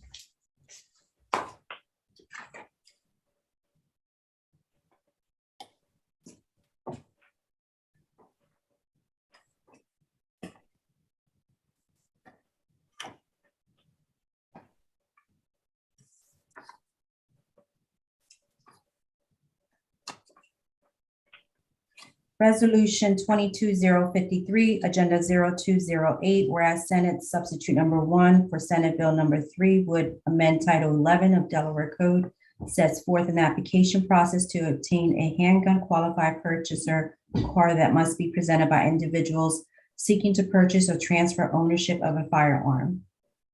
And whereas in 2020, firearm. I move that this resolution be received, recorded, and filed, and adopted by a yea/nay vote. Second. Been properly moved and seconded that the resolution be received, recorded, filed, and adopted by yea/nay vote on the question. This is we've had this evening we've had a lot of talk about obviously sending a message to Dover in one area which I believe council should be focused on, and we need to probably step up even more as supporting responsible gun safety laws. And this is a law that's supported by many members of the House, and it's also supported. It's also supported by many of the advocates on the ground, such as Moms for Men Action. As last council meeting, we wore orange for them. This is something that they've supported and are advocating to try to get across the finish line. So again, it's encouraging responsible gun ownership by having a qualified permit card. And that's certified that the person is trained and a responsible gun owner. Whereas, unfortunately, in this country, and in Delaware specifically, you need a license and test to get a car, but you don't need a license or test to get a firearm. So we want to flip that both locally and nationally, and it starts here. So I hope we can get across the finish line, and we're trying our best. Thank you, Councilmember Darby. Yes, thank you. I'm in full support of this legislation, but I also just want to state that we have to be careful in stating that some of these gun laws will help to curb violence or be beneficial to the city of Wilmington. A lot of times when gun laws are being advocated for, therefore, things to deal with more with mass shootings, not with gun violence that usually happen in urban communities. So I just wanted to make that really clear, but I am in support of the legislation for that's being presented tonight for more gun control and more laws.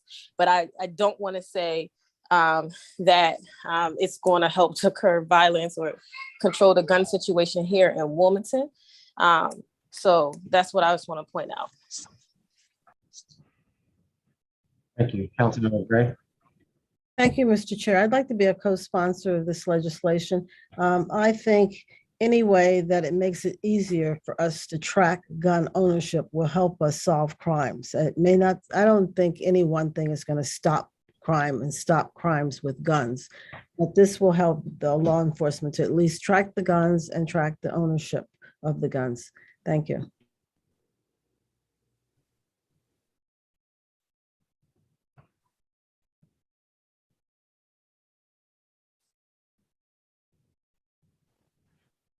Thank you. Councilmember Harley. Yes, thank you, Mr. President. This is definitely a step in the right direction. So I would like to be added as a co-sponsor. That's all I have. Thank you. And we will return back to the sponsor. I would also like to be added as a co-sponsor. And before that, before you speak, Councilman Johnson, Councilman Mills. Yes, Mr. President. I too would like to be added as a co-sponsor, please. Thank you. And back to you, Councilman Johnson. Yes, and again, I thank you for my colleagues for the support. We're going to be having more conversations around this, more brainstorming. We're awaiting patiently Mr. Sherrill from Newark, New Jersey, that group in terms of the community prevention part. That's a big part, but also we do need to strengthen our gun laws and better track guns in the city. So I definitely agree with Councilmember Darby. It's both sides to it. You got to clear the homelessness, the poverty issue, but then we also got to have strong gun laws as well. So I hope all my colleagues support and we can get this over the finish line by June 30th. Clerk, please call for the roll. Councilwoman Gray, Yes. Councilwoman Darby, Yes. Councilwoman Harley, Yes. Councilman Johnson, Yes. Councilman Field, Yes. Councilman Mills, Yes. Councilman Spadola,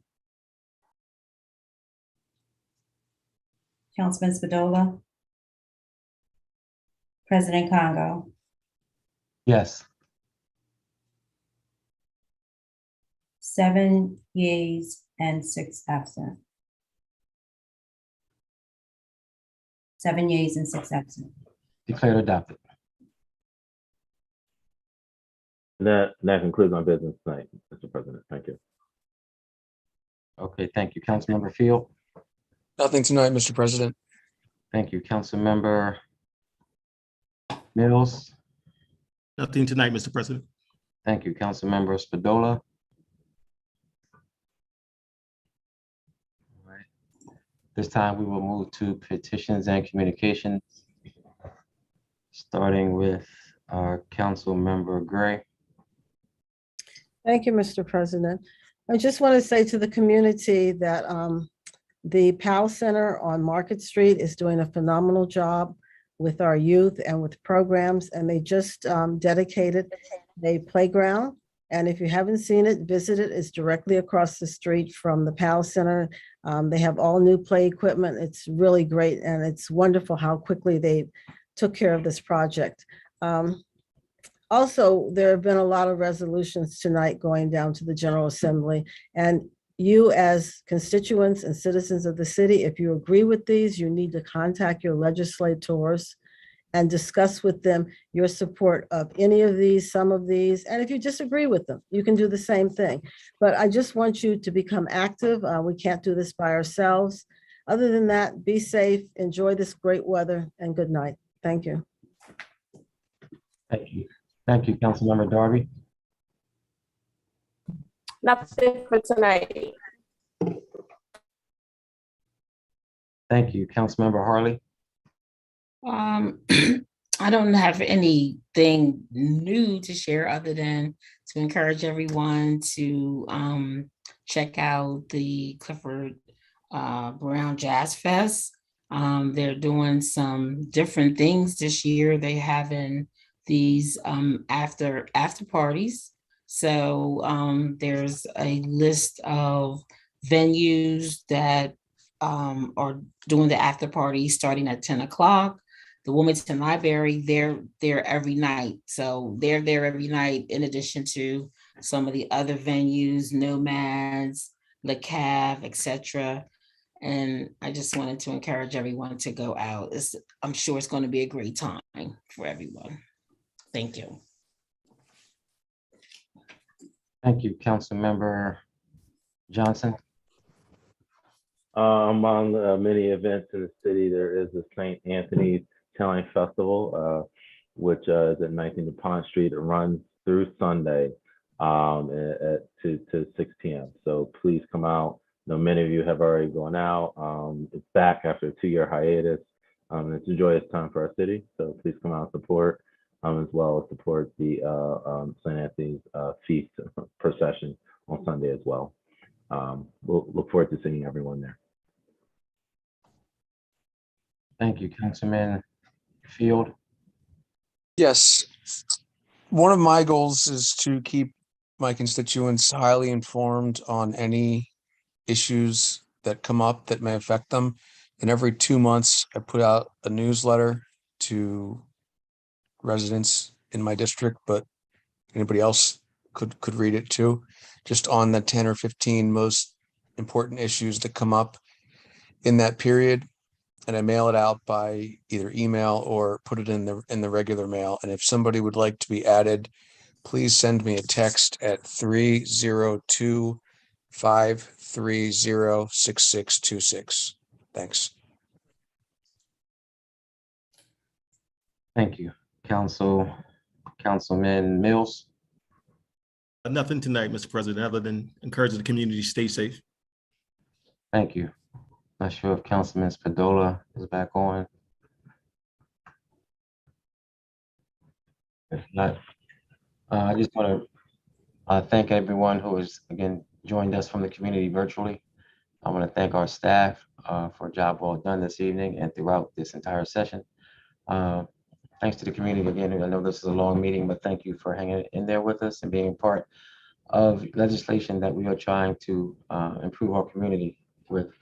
There was a public comment earlier about when council will return to council chambers. And it is our goal to be back in chambers after we come back from our break in August. Yes, in August. So you can, as long as the numbers, we definitely want to keep everyone safe. And I understand that people want to be in chambers. I also want to be in chambers, but we want to keep people safe. So as long as the COVID numbers they don't go through the roof, we do plan on being back in council session in August. And so thank you for that question. I'm glad that I was able to address that this evening. With that, I will accept the motion to adjourn. So moved. So moved. Second. All in favor signify by saying aye. Aye. Aye. Any opposed? Motion carried. Thank you, everyone. Take care. Take care, everyone. All right. Have a good night.